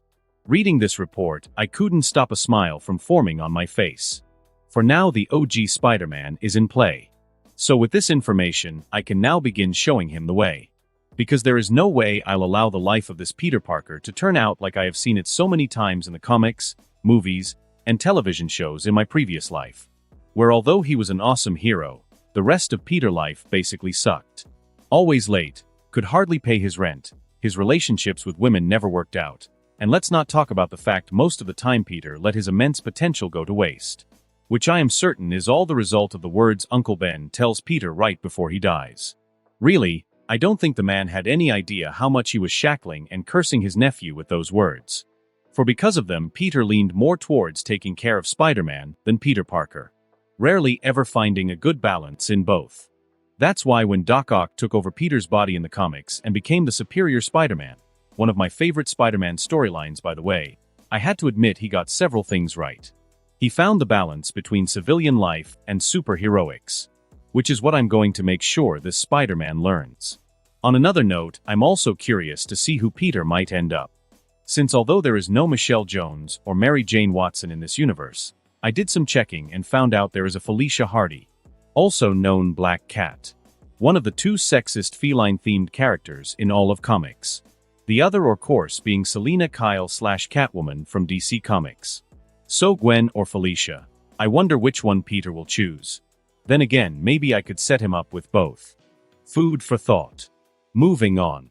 I reviewed more reports until I found one I couldn't help but put a blank expression on my face as soon as I got the gist of it. For a detailed Bolivar Trask and Senator Robert Kelly having become closer in the past year, and working towards getting the Sentinel program funded by the US government. I see. I mused.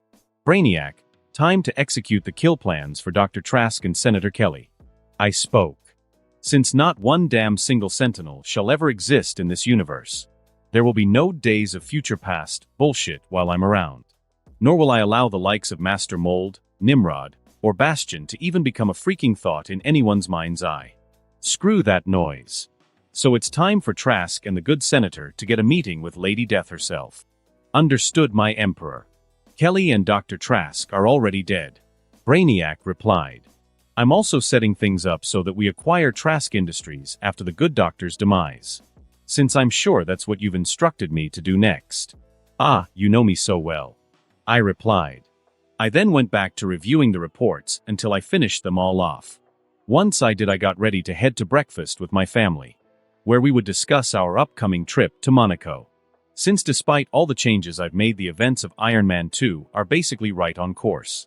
So I'm not only going to Monaco to have a little chat with Tony about saving his life, but also to deal with Vanko and earn some more brownie points with the public. Not to mention, ever since Susan and I got married, and she became my only official wife to the people of the world for the moment, we haven't really had any time to enjoy ourselves. So on this trip, we definitely will. Monaco, here comes Mr. and Mrs. Doom. I hope you're ready. Stepping into the dining hall of the castle my family and I usually ate in, I saw them all already seated at the table, enjoying breakfast. Christoph, Boris, the twins, Susan, Zora, and finally Lucia. Jessica would be joining us too if she were here, since I think getting quality family time in is important. The Doombots, who guarded the doors to the dining hall, closing them behind me, I walked up to Susan and then gave her a quick kiss. I then did the same for Lucia and Zora, before taking my seat at the head of the table. For I am the head of this family. Good morning, everyone, I said to them. I then got replies back. Except from the twins, of course. Since despite all their amazing abilities, they are both still only a year old. In fact, we just celebrated their first birthday only a couple of days ago.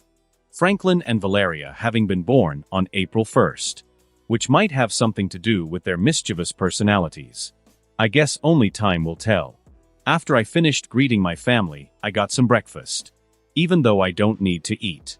Given I have the self-sustenance ability. Hell, I don't even need to breathe either to live. But after doing both those, and many other things similar to them in one lifetime, it's not that easy just to stop doing them. Plus I like breathing and eating. They bring me comfort and joy. And what's life if you can't enjoy the little things in it? Once I ate a bit of food, I started discussing with everyone Susan and mine's upcoming trip to Monaco. Knock knock, that is until we were interrupted by a knocking on the dining hall doors. When this happened, I directed my attention to it. Enter. I spoke in a loud voice. When I did, the doors to the dining hall opened up, and in walked two people.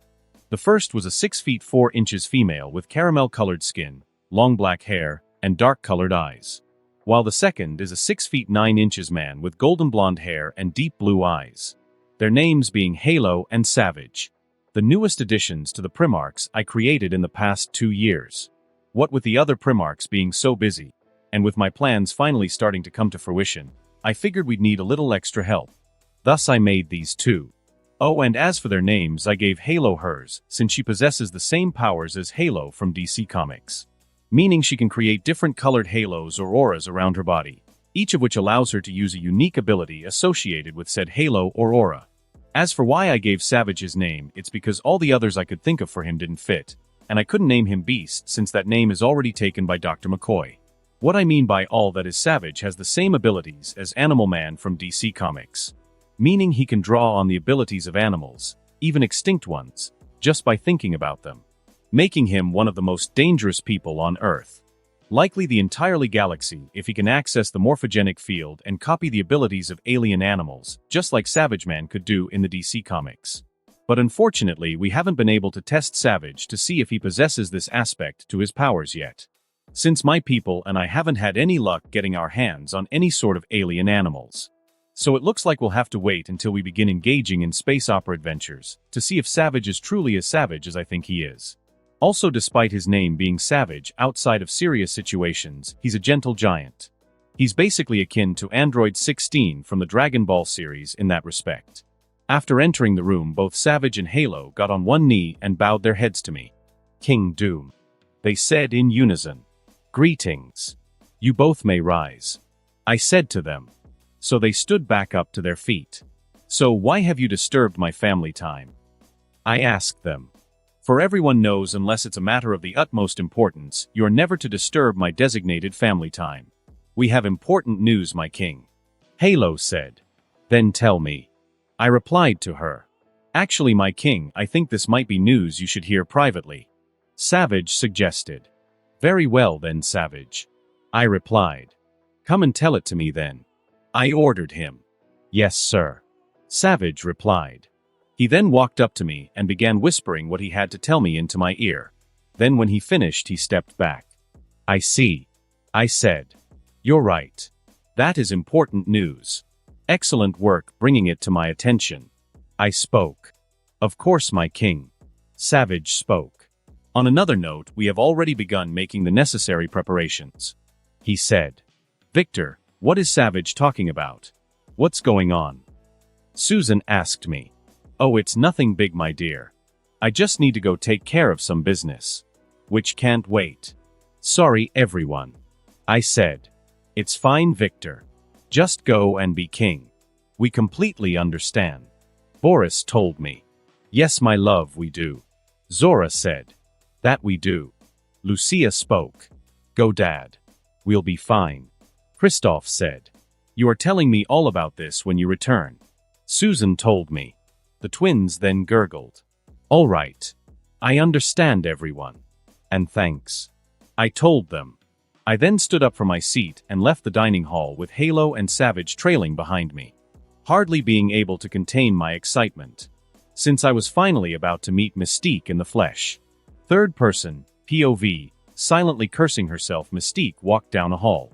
A power-suppressing collar around her neck. Surrounded by Doombots, and even a few Spartans, on all sides. Since the blue-skinned shapeshifter has been captured. For trying to sneak into Latveria. Why? To check on her leader, Eric. Who had come to Latveria 2 years ago and started acting extremely strange. He had changed his costume, he started taking orders from someone else, and he had even started living in Latveria. Mystique couldn't make sense of these changes that had taken place within Eric. All she knew was that it had to do with Latveria and its king, who her longtime lover Irene wanted to bring their daughter Rogue to meet, having been authorized to travel to Latveria. But Mystique stopped her before she and Rogue could make their journey, which was 2 years ago. Though ever since then Irene had not gone a single day without trying to convince Mystique it should be a good idea for their family to travel to Latveria, making that another person this country had changed. So with so many of those closest to her suddenly changing due to Latveria, Mystique wanted to check the place out, and maybe find the answers to some of her questions. But right after she entered the country she was caught.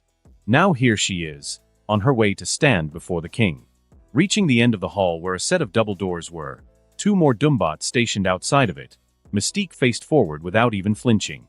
As she did, the 2 Dumbots stationed at the door opened them up, and then once they were, Mystique was ushered inside, finding herself inside of Latveria throne room. Looking around, Mystique took in every aspect of the room, but especially the man seated on the throne in the middle of it, wearing his armor. Victor Werner von Doom, who had his fingers interlaced and his elbows resting on the arms of his throne, surrounded by 2 people Mystique didn't know, and Eric, who spared her a passing glance but nothing else. Once Mystique took in the entire room, she simply began waiting for her fate to be decided. Yet, after a minute, no one made a single move. Then another minute passed, then another, and another. Minutes continued passing with no one making a move against her, leaving Mystique in total confusion. But before she could think to more and forth about the situation, the throne room doors opened up again. Then a second after they did, Mystique heard a very familiar voice say her name. Raven. One that belonged to her brother, Charles Xavier. And Eric. Xavier exclaimed. He then couldn't help but turn his gaze to Doom. I know what you wish to ask, Charles, and I just want to say I thought it was about time you had a little reunion. Victor replied. Because now that Charles had arrived, things could really get started. Third person, POV. As soon as Charles Xavier entered his throne room, Victor made a gesture with his left hand towards Mystique and the guards surrounding her. When he did this, one of the Dumbots removed the power-suppressing collar around her neck, allowing Mystique to use her powers again, where she quickly shapeshifted through several appearances, before settling into her true form, blue skin and red hair. Plus this Mystique wore the same white outfit she did in the comics, which Victor took in, since Mystique made the outfit look that good. But Victor only did this for a moment before making another gesture, with his left hand, toward all the guards in the throne room. Leave us, he commanded them. Hearing this, all the guards left the throne room, closing the doors behind them as they did. Now that we are alone, let's get down to business, Victor said. Yes, please, Charles said. Now then, Victor, can you please explain to me what Eric is doing here? You know who he is and the things he has done, right? Of course I do, Charles. Please don't insult my intelligence, Victor replied. I know exactly who Max is and the things he has done, but I have asked you here today to tell you he has turned over a new leaf. He spoke. Victor's words stunning Charles, along with Mystique, who Victor didn't even plan on having present for when he revealed his relationship to Magneto to Charles. It was simply a lucky coincidence she chose to try and infiltrate Latveria on this day. But that doesn't mean Victor isn't going to use this happy accident to his advantage, since it means he has a better chance of bringing Mystique, her lover Destiny, and their adopted daughter Rogue to his side. Given that his sources informed him Mystique was the one who convinced Irene not to travel to Latveria 2 years ago, even though he had approved her and Rogue's entrance into the country. But Victor could respect standing by your lover, which is what the 2 women were. Given that the history of Mystique of this universe was a mix from the revised X-Men films and the Earth 616 comics, meaning she was also Charles' adopted sister here. To not even mention the fact she still ended up being Nightcrawler mother, who exist in this world. Victor already having informed his people to recruit the blue-skin teleporter, whose father is still thankfully Azazel from what he's been able to gather. Not his new retconned origin from the comics. Yet another unnecessary change Marvel made in his opinion. Like again, making it so Scarlet Witch and Quicksilver aren't Magneto's kids in the comics, which ruined so many older storylines involving them for Victor. But he is glad the world of X-Men 97 didn't make a change to the relationship between Magneto and his children. Yet. Anyway. You're joking. Charles asked Victor. I do not joke about things of this nature, Charles. Victor replied. He is not lying to you, Charles. Max spoke up. I now have a working relationship with the King of Latveria. He said. Why? Mystique asked. Why, Eric? Because my dear blue-skinned temptress Raven Victor has proven to me he has what it takes to protect our people from the ignorant and petty masses that would see it harmed. On another note, he has given me back some things I lost long ago. My name and my family. Magneto spoke. Your name and your family? Magnus, what are you talking about? Charles asked. It is just I explained to you, Charles. I was been given back what I lost. First, my name is not Eric Magnus Lencher. No, that was a facade I created to hide from the pain and trauma of who I really was. But no longer. Now I have reclaimed the name I threw away long ago, which is Max Eisenhardt. That is who I truly am. He proudly spoke. Secondly, I am now able to spend time with my children. He revealed. Shocking both Charles and Mystique again. Children? You have children? Charles asked. Magneto nodded. Yes. I do. A boy and 2 girls. All of whom reside within Latveria, where they are never persecuted for their gifts. Never called freaks. Never attacked on the streets simply because they looked at another person the wrong way. And all of this is thanks to Victor and his people. So I have decided to stand with him. He passionately spoke. Just as you have, Charles. I see. Charles mused. Meanwhile, Raven remained utterly silent, though her gaze was focused on Doom. The man Irene had informed her she'd had a powerful vision about, which is what made her want to bring Rogue to Latveria. Hearing this, Mystique just simply believed her lover was exaggerating, like she did when having several other visions over the years they had been together. But now, after what she just witnessed, Mystique knew Irene had not been exaggerating about Doom one single bit. Because if he could get someone like Eric, Max, to change his ways, then maybe he could do just about anything. Well, I must say congratulations are in order to you then, Mac. Charles spoke. Thank you, Charles. Magneto replied. Yes, that's all well and good. But let's move on. Victor spoke. He then turned his Mystique. Normally, anyone who did what you attempted to do would be executed. But given your relationship to Charles and Max, I will be merciful this time. You will not lose your life.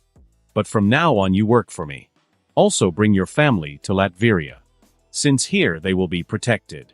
Is that understood? Yes. Mystique replied, since she knew arguing was not the way to go.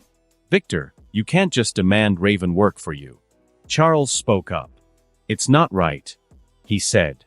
After this happened, Victor directed his gaze squarely to Charles. Charles, I understand you care for Raven, but remember to whom you speak and where.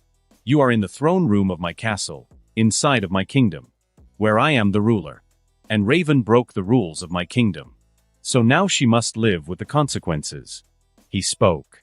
And do not talk about what's right to me, given what you have done. What are you talking about? Charles asked. I speak of the mental blocks inside of young Ms. Jean Grey mind. Victor said. Which after having some of my people look into I know were put there by you. What, are you crazy? Charles would wait please. It's not what you think. Charles spoke. Hearing this, Raven turned to look at her adoptive brother, finding a slightly guilty expression on his face, telling her all she needed to know. Looks like she was wrong about Charles this time. Meanwhile, Magneto had a shit-eating grin on his face when Charles spoke up. Then tell me, Xavier, what is it like? Victor asked. When I first met Jean, her powers were running out of control. For she had awakened to her abilities far younger than most other EVOs do. The power would have consumed her. So to help her regulate it, I put those mental blocks into her mind. Yes, but that's not all there is to it. Is there? So you even know about that? Charles asked. I know many things, Xavier. Victor replied. Some of which would make even your mind break. He said. But to answer your question. Yes, I know about that. Charles, what does he mean? What is he talking about? Raven asked. Charles sighed. While putting in the mental blocks to help Jean regulate her powers, I sensed what I can only describe as an entity inside of her. One which called itself Phoenix. Immensely powerful. I thought it dangerous. So I sealed it behind the mental blocks in Jean's mind. He revealed. But I only did it for Jean's protection. Honestly. And I believe you, Charles. Victor said. Given the situation at the time, I would have done the exact same thing. But the question I have for you now is, why haven't you begun working to remove the mental blocks you placed in Jean's mind now that she has a better understanding and control of her powers? Hearing the question, Charles had no words. I see. Was all Victor said. I understand. Well, then there is only one thing to do. Some of those under me will work with you to remove the mental blocks you placed in young Ms. Gray's mind immediately. No exceptions. You will also inform the other members of the X-Men of your actions. But that's no buts, Charles. Victor interrupted. Again, I understand why you did it. But Ms. Gray isn't the same child she was. She's older and close to being an adult. She should have the right to know. To say nothing of the Phoenix entity you sealed away inside of her. We have no idea what your actions toward it might have done. Though Victor did know. Which is why he was addressing the issue right now. Since he didn't want to deal with any sort of dark Phoenix bullshit in the future. Plus, having a grateful and sane Phoenix avatar on his side didn't hurt. But the last thing was that with the reveal of Charles's actions in regards to Jean, it would damage the trusting relationship he had with the X-Men. A thing Victor had always intended to start. To make sure that when the time came for him to reveal his true agenda for the world at large, he could easily get rid of Charles Xavier if necessary. Since Victor is sure he is one of the people who might stand in the way of his ambitions. Which he will not tolerate. For in the end, Doom never fails to get what he desires. Yes. Victor replied to Charles. Once he did, the meeting came to an end. Victor having gotten all that he wanted out of it. Like always. Third person, POV, a bag of cheddar and caramel-flavored popcorns in his hands. Thaddeus ate from it. Even though he didn't need to eat to survive, but it had become one of the joys and pleasures in his life. Watching the show in front of him. Resisting with all his might the urge to viciously smirk. While he watched on as Charles Xavier told Jean Grey, Ororo Monroe, Hank McCoy, and Logan the details of just what he did to Jean's mind. Just as his creator and emperor had instructed Charles to do. As Xavier continued speaking, the four in front of him out various expressions on their faces. Logan looked angry. Ororo disappointed. The same for Hank McCoy. Meanwhile, Jean herself looked sick to her stomach. Seeing all of this, Thaddeus could tell Xavier's relationship with his X-Men had just been damaged a great deal. Exactly as his Lord Doom planned. And this was only the first step in separating Charles from his X-Men. Thaddeus having been informed by Doom, along with the other Primarchs, about a few more of Xavier's dirty little skeletons that he planned to slowly bring into the light. Like the artificial intelligence that spawned in the X-Mansion danger room that Charles locked away. So say nothing of the man's probable hidden son, David Haller. Just remembering all that while Charles Xavier was in front of him, putting a look of shame on his face, disgusted Thaddeus. For he knew most people made mistakes, but Charles Xavier's mistakes were bigger than most. Not to mention, it makes him seem like sort of hypocrite. At least Magneto's generally honest about who he is and the actions he taken. Thaddeus thought. But Xavier was different. He is trying to hide his greatest mistakes. Thaddeus knowing, just like his emperor and fellow Primarchs, it would come back for bite the man in the rear. Likely leading to the people he surrounded himself with getting involved in such events. Whether they wanted to or not. The children at his school being a prime example. Thaddeus not liking that one bit. Since after vicing the X-Mansion once or twice, and playing with the children there, he has grown fond of them. Which is why he is going to personally make sure they stay safe by kicking Xavier, but enforcing him to deal with his shit. And again, I want to say how sorry I am to you, Jean. Charles spoke. Having finished his explanation. Sorry you're sorry? Jean cried.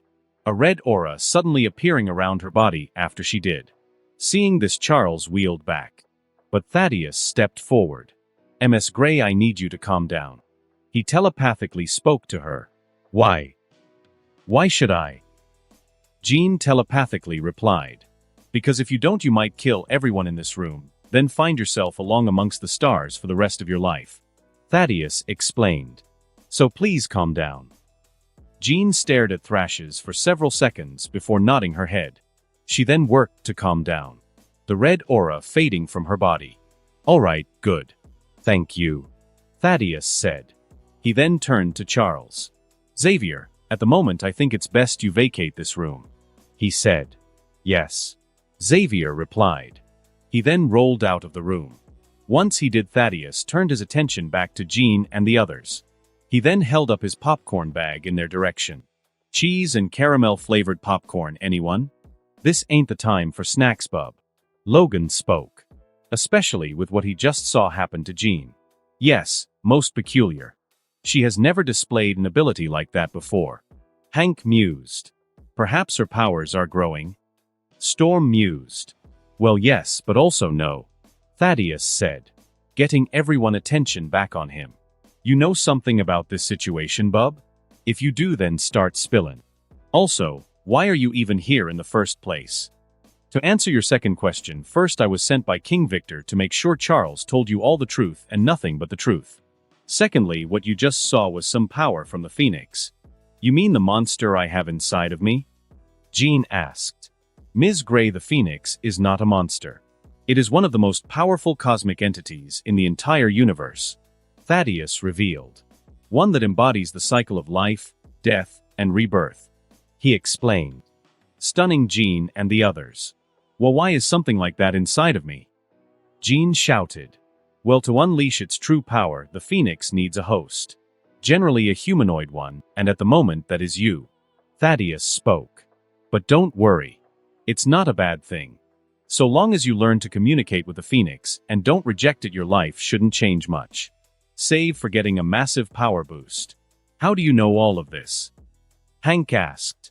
"From your knowledge of the Phoenix, to its purpose, to even how you discovered the psychic blocks within Jean's mind."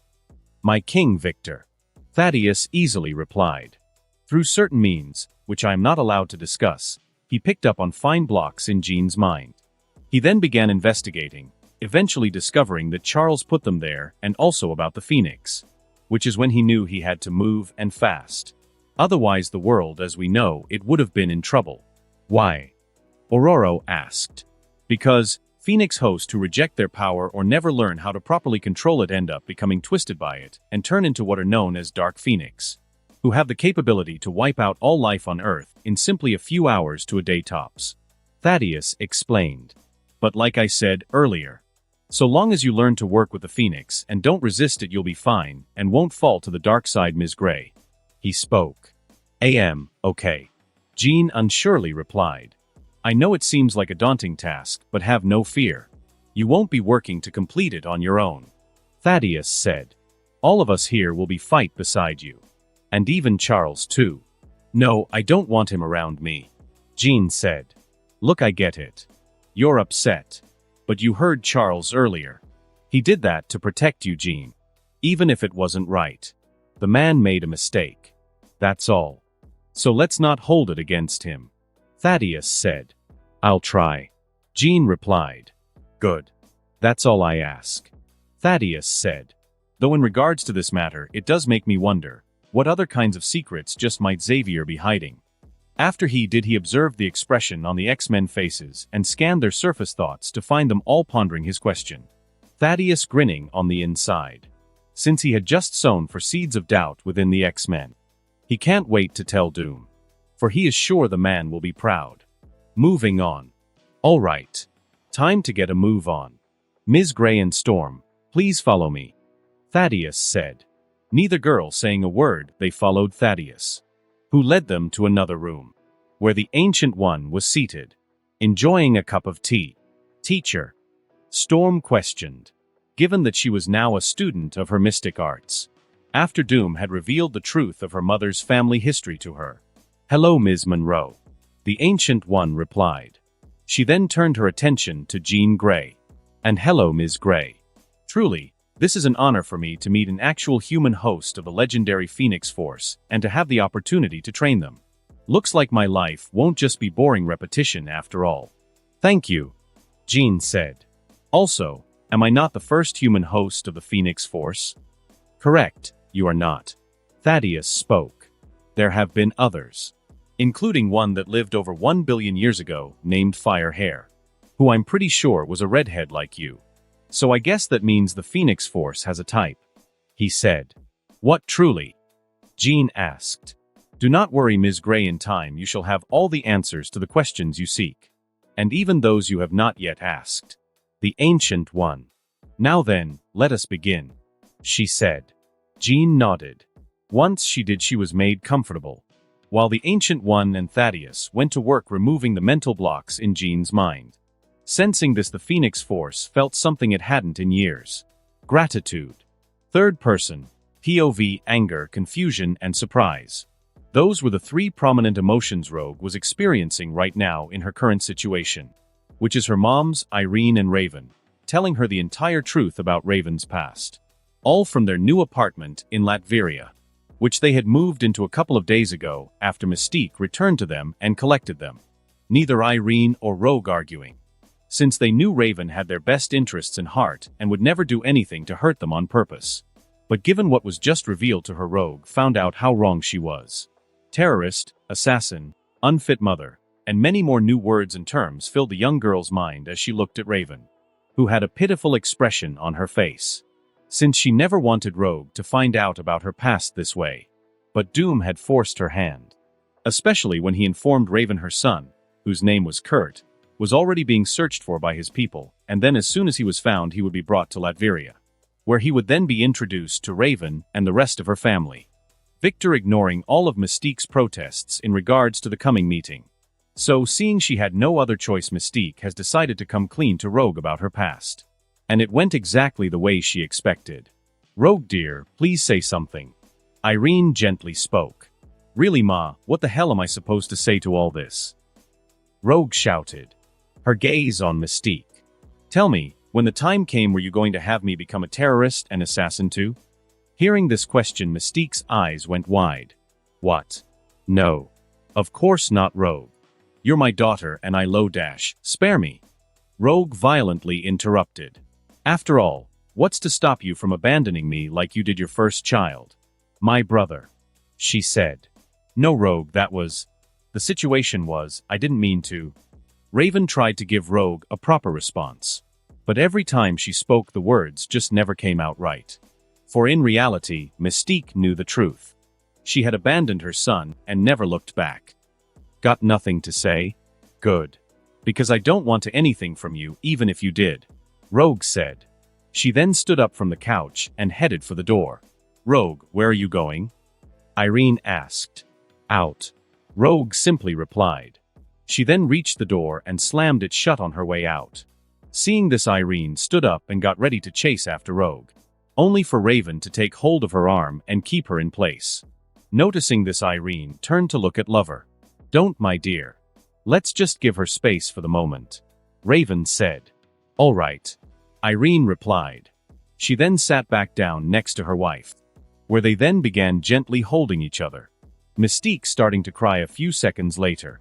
Exiting her new apartment building, Rogue aimlessly wandered the streets, still fuming at Mystique, while also thinking about her powers, which just shortly came in a few weeks ago, making it impossible for her to have skinship with another person until she learned to control them.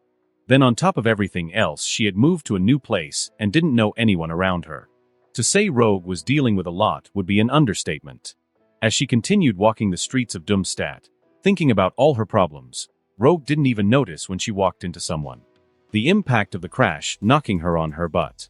Ah, Rogue said. She then quickly realized what had happened and stood to her feet, offering a hand to the person she had ran into and knocked down. I'm so sorry about that, she said. It's fine. Accidents happen. The person Rogue walked into spoke, which was a male.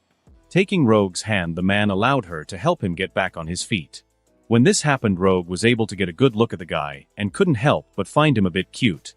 Again, sorry. Oh, and my name is Rogue, by the way. Again, it's no problem.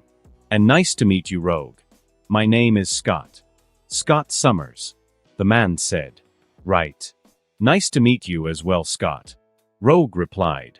Well, see you, she said. Rogue then went on her way. Now, after running into Scott, a thought running across her mind that Latveria may not be so bad after all. Germany. A shocked expression on his face, Kurt Wagner stood in front of his open front door, finding himself staring at a man floating in the air before him. Greetings, young Mr. Wagner. My name is Max. I know this is out of the blue, but I was wondering if I could come inside for a moment and discuss something with you and your parents. I guess. Kurt said. Excellent. Magneto replied. He then landed on the ground and stepped inside the Wagner home. The family, having no idea their lives were getting ready to be turned upside down. Monte Carlo, Monaco, May 23, 2010. Future Emperor of Earth Doom.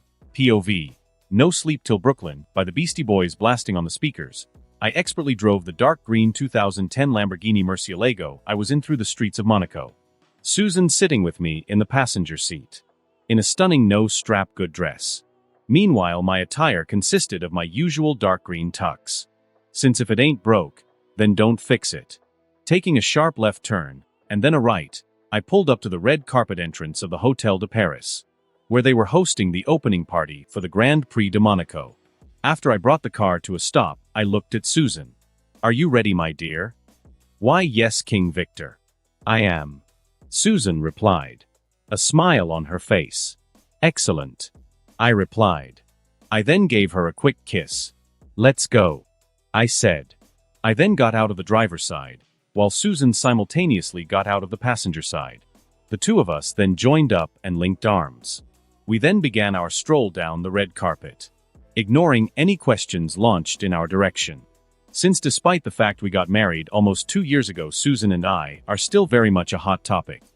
We've actually been dubbed the world's best power couple, which is true in more ways than one. Though ordinary people don't need to know that. At least not all of it yet. But when the time comes, they will. Moving on. Giving the usual fake smiles and waves, Susan and I quickly made our way inside the hotel. Once we did, we relax. We then began mingling with the others who had been invited to the party that had already arrived. Many of them people Susan and I had already met several times over the past few years since we launched the Future Foundation, which Susan is the overall director of. A job she has been excelling at ever since she obtained it. The same applies to motherhood. Susan has been killing it on both those fronts. However, because of this, she has essentially all but retired from the Fantastic Four, leaving only Ben and Johnny. For now, that is. Since I have a plan to create a brand new Fantastic Four. One which doesn't have a problem with my future plans and goals. Some of which I have let Susan, Johnny, and Ben on in the last couple of years and discovered they were agreeable to. Especially after I gave each of them a dose of the ambrosia serum, including Alicia, which restored her lost eyesight. Not to mention, I also showed Alicia the dark truth about her stepfather, Philip Masters. The man who would have become known as Puppet Master, now resting comfortably in one of my Latverian prisons.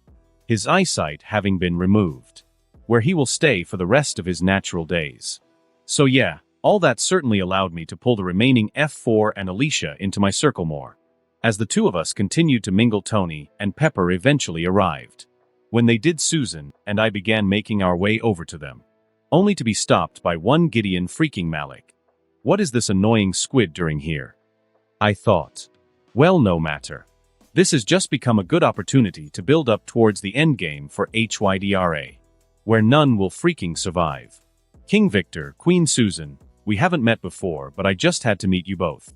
The name is Gideon Malik. A pleasure, he said. Same to you, Mr. Malik. Susan spoke. Yes. I agreed. Wait, Malik? Don't tell me you're the same Malik who founded and owns Got Height Industries. The one and only. Malik said. Well then, sir, allow me to say again what a pleasure it is to meet you. I spoke. I then offered my hand to Malik, which he shook. As he did, I used my telepathy to enter into his mind, finding myself easily able to access it. You know, with all the damn telepaths and brainwashing techniques that exist in this reality, many of which they employ themselves, you'd think the leaders of Hydra would have better mental defenses. But no. I guess they are just that arrogant in that regard. A huge plus for me. Because after getting into Gideon's mind, it didn't take me more than a minute to pull out all the dirty little secrets he kept hidden in the thing he calls a brain. When I did this, I learned quite a few interesting things. First, Those monoliths featured in the Agents of S.H.I.E.L.D. television series don't exist here. Which means I don't have to worry about that monster hive. Second, it looks like Gideon's brother Nathaniel Malik is still alive in this reality. And just like his counterpart featured in the final season of Agents of S.H.I.E.L.D., he's a guy who enjoys human experimentation on those with superhuman abilities. Just looking at some of the memories where Gideon observed his brother working, makes me want to rip his spine out through his chest right now. But I won't. Since I have plans for this one. Third, it looks like the remaining heads of Hydra had a meeting dedicated to me, Latveria, and my actions a short while ago. Specifically in regards to how to try to mess me. The ideas they came up being placing economic and trade sanctions on Latveria, as well as placing their own bounty on my head. Their number being 500 million. Meaning I finally have a bounty worthy of one such as myself. But back to the main point. The heads of Hydra also suggested kidnapping someone close to me and then brainwashing them to act as a sleeper agent to feed them intel. Or just brainwashing me myself. Which is why Gideon is here today. To make a preliminary assessment in regards to my security. So if he and his fellow squid heads have no other option but to kidnap me and brainwash me, they can. Honestly, the balls on these people are huge. Which is why I have the tiniest bit of respect for them in that regard. Too bad for them, it seems they still don't understand who they are messing with. But when the time comes they will. After getting all I wanted from Gideon mind, I quickly began molding it to suit my own needs. Now instead of Hydra getting an undercover agent into my inner circle, I have just pulled an Uno reverse and placed my own in theirs. Gideon here is going to be feeding me intel on all of HYDRA. So when I feel they need to be crushed I can. In no time at all, I finished using my telepathy on Gideon. The man none the wiser. Since I did all I needed to do inside of his head in the span of our handshake. Which after we broke, Gideon excused himself. Allowing us to finally continue unimpeded towards Tony and Pepper. After Gideon got out of mine and Susan's way we easily reached Tony and Pepper. Tony, good to see you again my friend. I said to him. Yeah, you to Victor. He replied. Pepper, you're looking great. Susan spoke to her. Same to you, Susan. Pepper replied. Looking Susan up and down. I still can't believe you look this good. Did you really have kids? I did. Susan said. And don't worry, I'm sure after you and Tony have a couple of kids you can still look as beautiful as you do right now. She spoke. Tony choking on his drink when he heard this. Meanwhile, Pepper started blushing up a storm. But before either one of them could say anything in response, the court jester of the CEOs appeared. Justin Hammer. Seeing him, I resisted the urge to snap his neck. Since just by breathing the same air as this man, I can feel my intelligence lowering. Hey, what's this? Oh, looks like we got a little party going on over here. Justine spoke, putting himself right in the middle of our group. Tony, always good to see you. Pepper looking as lovely as ever. He said to the couple. Justin then turned in mine and Susan's direction. But before the blonde gremlin could utter a single word, I pushed a telepathic suggestion into his head. Ah, you know what, I got to go. Sorry, I just remembered I got to send my ex-wife her alimony check. He spoke. But Justin didn't. I could see he already paid his ex-wife her money this month. Though I'm going to do her a favor and make sure she gets a little more. Since anyone who can put up with being married to Hammer for any amount of time has my respect. His words spoken, Justin ran off. When he did, I made my move on Tony. Well, that was strange. But then again, Hammer always seemed a few circuits short of a motherboard. I said. I then walked up to Tony and wrapped my arm around his shoulder. Well, how about you ladies talk amongst yourselves? While Tony and I discuss some business. I said.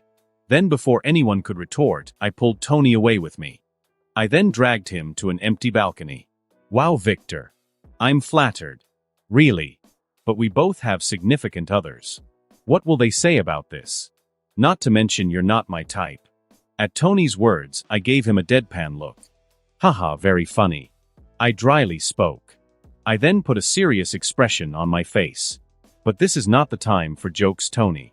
Unless you think just letting yourself die is funny. What? I'm not Stark. Don't insult my intelligence. I interrupted him. We both know how palladium affects the human body. In fact, I'm honestly surprised you weren't affected earlier by it. Considering how long you've had the reactor in your chest. I spoke.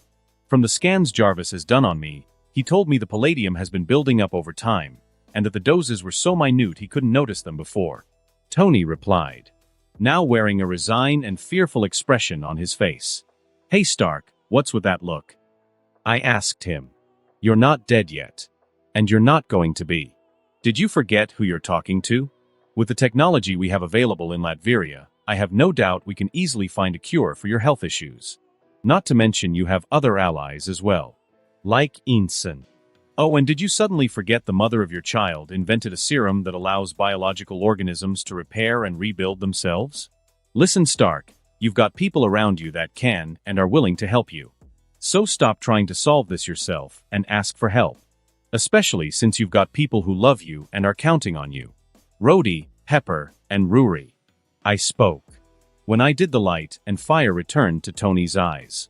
You're right, Victor. He said. I know I am. I replied. The two of us then shared a laugh. But seriously, Tony, don't just quit on life. Also, you need to tell the people in good life what's going on. Okay. Tony replied. I will. But can wait until after the Grand Prix? Sure. But if you don't tell them after that, I will. I spoke. Sure. He replied. Once he did, the two of us went back inside and found Susan and Pepper. The four of us then mingled until we were interrupted by Tony and people new assistant Bobby. Which makes sense, given that Natasha is working for me. Fury needed someone else to keep an eye on Tony. And Bobby is a very competent and loyal agent, who also happens to be married to Clint Barton/Hawkeye in this reality. Though he doesn't look anything like Jeremy Renner. No, instead the Hawkeye of this reality looks exactly like he did in the mainstream comics. Tall, blonde hair, and blue eyes. But although he looks like Hawkeye from the mainstream comics, my research has found his personality is that of his MCU and Ultimate/Earth 1610 universe counterparts. Meaning he is a family man. Clint and Bobby having already started a family. Yeah, they've got a couple of kids living on the same farm the Bartons lived on in the MCU. This reality just keeps surprising me every day. Anyway, after Bobby interrupted us, we all went our separate ways. Susan and I going to a private booth we had rented to watch the Grand Prix. Arriving, we were met by Dumbots, and the person I had chosen to head mine and Susan's security detail while we were here in Monaco. John Shepard, the Spartan who lead the team that rescued Tony and Einstein in Afghanistan, and from the reports I've read in regards to him has been constant excelling in all tasks given to him. But I wouldn't accept anything less from the man who bears the names of two of the best military-style video game characters in existence. What makes it even crazier is that I didn't even pick John's name for him. Well, I pick his first name, like I did for all the Spartans. Naming him after Master Chief, since he was the 117th Spartan. But in regards to their last names, I allowed the Spartans to choose their own, if they wanted. John did, and so John Shepard the Spartan was born. Upon seeing us, the 6 feet 7 inches, black-haired and gray-eyed, man saluted Susan and I, my king and queen. He spoke. Shepard. I replied to him. When I did, he opened the door to the booth. Susan and I entering it, where even more of our security detail awaited. But we paid time no mind and took our seats at the front of the booth. A few moments after we did, the Grand Prix began. Then about 30 minutes after it did, Ivan Vanko showed up. Once he did, he started attacking everything around him. The fool. If he wanted revenge on Tony and his family, I can think of 20 more subtler and better ways to get it. But I guess just because someone is smart doesn't mean they have common senses. Reed being a prime example. Excuse me for a moment, I said. I then stood up and made my way out of the booth. 2 Dumbots, and John following me. Not even asking me any questions, since they knew exactly what I was about to do. In no time at all my group arrived at the track. When we did, I didn't hesitate and walked toward Ivan, who was attacking Tony, Pepper and Happy, the latter two trying to get the armor Tony had brought with him to him. However, there was no need for that. Raising my hands, I fired off blasts of electrical energy at Ivan, bringing the man to his knees. Then before he could make another move, I got in close and gave him a roundhouse kick to the head, sending him planting into the ground, ending the battle. After I did, Tony came up to me. Well, that was anticlimactic, he said. Of course. For a man of this caliber is no challenge to me. I spoke. He really wasn't in the slightest. Georgia, United States of America. Third person, POV. Sitting lazily on the couch, Jessica Drew watched the news report on the television in front of her. One currently detailing the events of the attack that took place at the Grand Prix in Monaco. Specifically how Victor stopped the attacker single-handedly. As always, Victor never fails to impress. Jessica mused. "Don't you think so, Dr. Burstein?" she asked her companion seated onto her on the couch. One Dr. Noah Burstein. The man responsible for the process that gave Luke Cage his powers. A man currently paralyzed, due to Jessica hitting him with several of her venom blasts. Able to do nothing. Not speak, blink, or even stop the Spartans that were currently moving all around him and Jessica inside of his home. Looking for and collecting every single bit of his research. All under orders from Victor, mind you. Since he felt it was time to remove Dr. Burstein from the board. Permanently. In just a few more minutes, the Spartans had finished their search of Burstein residence and entire property. Once they did, they informed Jessica of this. "Well, Dr. Burstein. It looks like that's that. I could say I enjoyed the time we spent together. But then I would be lying," Jessica said. She then got up off the couch and left Burstein house. Once she did, the Spartans went to work. First dousing the entire property in gasoline, then they lit on fire. Jessica and all of them looking on as everything went up in flames. Monte Carlo, Monaco. Third person, POV. Sitting in the cell they had placed him in, Ivan Vanko found himself even angrier than he had been earlier when he launched his attack against Tony. The target of his anger now directed at two people instead of just one. Tony and Victor. Why did that damn man have to interfere? Ivan shouted. Figuring that if Doom hadn't interfered, he would have easily been able to take down Stark and get his revenge. But now that has been lost to him. For the moment, anyway. Because Ivan, he would not stop until Stark was destroyed. And now he would make Doom pay as well. As Ivan began planning how to make both men suffer greatly, he suddenly felt a phantom pain on the left side of his neck. When he did, Ivan slapped at it. Only to find nothing there. Making him wonder what the hell just happened. Only to stop that train of thought a moment later, when he suddenly felt his chest hurt. The pain inside of it growing rapidly by the second. Then before Ivan could even truly understand what was happening to him, he keeled over, the light fading from his eyes. For the man was dead. Future Emperor of Earth Doom. POV, it is done.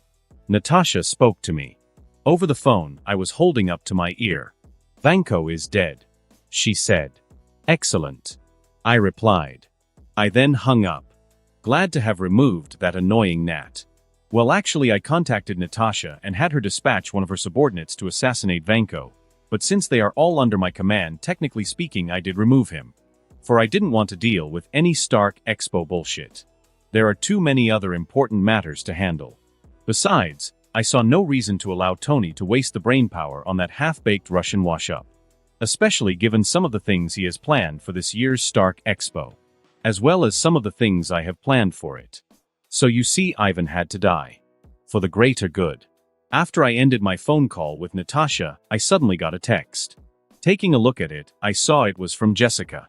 Relating to me, we had acquired all of Dr. Noah Burstein research and equipment, and the man himself has been taken care of. Good. Especially in regards to Burstein research. Which I plan to use exclusively to augment the Imperial Guard I am creating to protect myself and members of the royal family. A dedicated force that will stand as an impenetrable shield between the family of Doom and all those that would seek to do us harm. While in regards to those foolish enough to attack the family of Doom, they will become an unstoppable spear. I mean, after all, what's an emperor and/or empress without an Imperial Guard? The Shi'ar have one. Oh, and speaking of the Shi'ar, I really wish Deathbird would just stop speaking so difficult. I mean, I know I'm wearing her down, but her arrogant / tsundere personality isn't making things easy. Damn. I wish there was something I could do to speed our relationship along. Maybe release her and take her out to engage in some good bloodthirsty violence? Yeah, that might work. Violence. It's truly great for many things. Even making your relationship with a woman better. Now the only question is just what sort of violence should I take Deathbird out to engage in that would have the best chance of making our relationship better? As I pondered this thought, the door to the room I was opened up. Revealing the Monaco chief of police on the other side. Since I was currently at their headquarters. having so graciously agreed to come in and give them my statement in regards to that whole Vanko incident on the Grand Prix course. "Chief," I said, standing to my feet. "King Doom," he replied. "I would just like to say again how much I appreciate what you did. Not only in stopping that madman on the Grand Prix course, but agreeing to come in and give us a statement." He spoke. "Of course. Anything to assist law enforcement. You all have enough trouble already in trying to properly do your jobs, and I don't wish to cause you all any more undue stress," I said. I then walked up to the chief and shook his hand. Once I did, he guided me out of police headquarters. The officers I passed giving me congratulations. Some even snapping pictures, which I didn't mind, since being a friend to law enforcement will go a long way in the time comes for all of Earth to come under my rule. Not to mention my father in my previous life was a police officer, so I have a soft spot for law enforcement. Especially since most of them are simply people who want to do their jobs and protect others. As I stepped outside the headquarters, I saw a swarm of reporters waiting for me. All of them being kept at bay by my Doombots and Spartan security detail, of course, giving me clear path to the limousine waiting for me, which I walked to and climbed in. Then after I shut the door, we were off. It did not take the limousine any time to arrive at the hotel where Susan and I had chosen to stay during our time here in Monaco. But when I arrived, I saw John waiting outside the front entrance for me, a serious and slightly worried expression on his face. Getting out of the limousine, I walked right up to him. "Report," I spoke. "Sir, currently there are 3 individuals on the list you distributed in relation to individuals of high importance sitting in the hotel lobby," he explained to me. "Currently I have Doombots watching them." John spoke. "The civilians?" I asked. "One of the individuals apart from the group cleared them out, since they are a telepath," John informed me. "I see. And my wife?" I asked. "Currently out shopping and enjoying herself. She left before this group arrived," John explained to me. "I've already alerted her security detail, and I've informed the home front of our situation. They are on standby should we need any assistance." "Good. Excellent work, John," I said. "Thank you, my liege," John replied. "Well then, let's not keep our guests waiting any longer," I spoke. John nodded at my words. Once we entered through the hotel's front doors. Immediately after we did, I turned my attention to the right, where a group of 3 people were seated. The people in question being Sebastian Shaw, Emma Frost, and Celine Gallio. So, it seems the Hellfire Club has finally come knocking at my door. Well, what sort of man would I be if I didn't greet them? That in mind, I started heading towards them. And that concludes this episode. If you enjoyed it, I'd seriously love it if you guys could leave a like on the video, as it genuinely helps out so much, and it keeps me going, plus it takes only 1 second. That said, have a wonderful day. See you in the next one.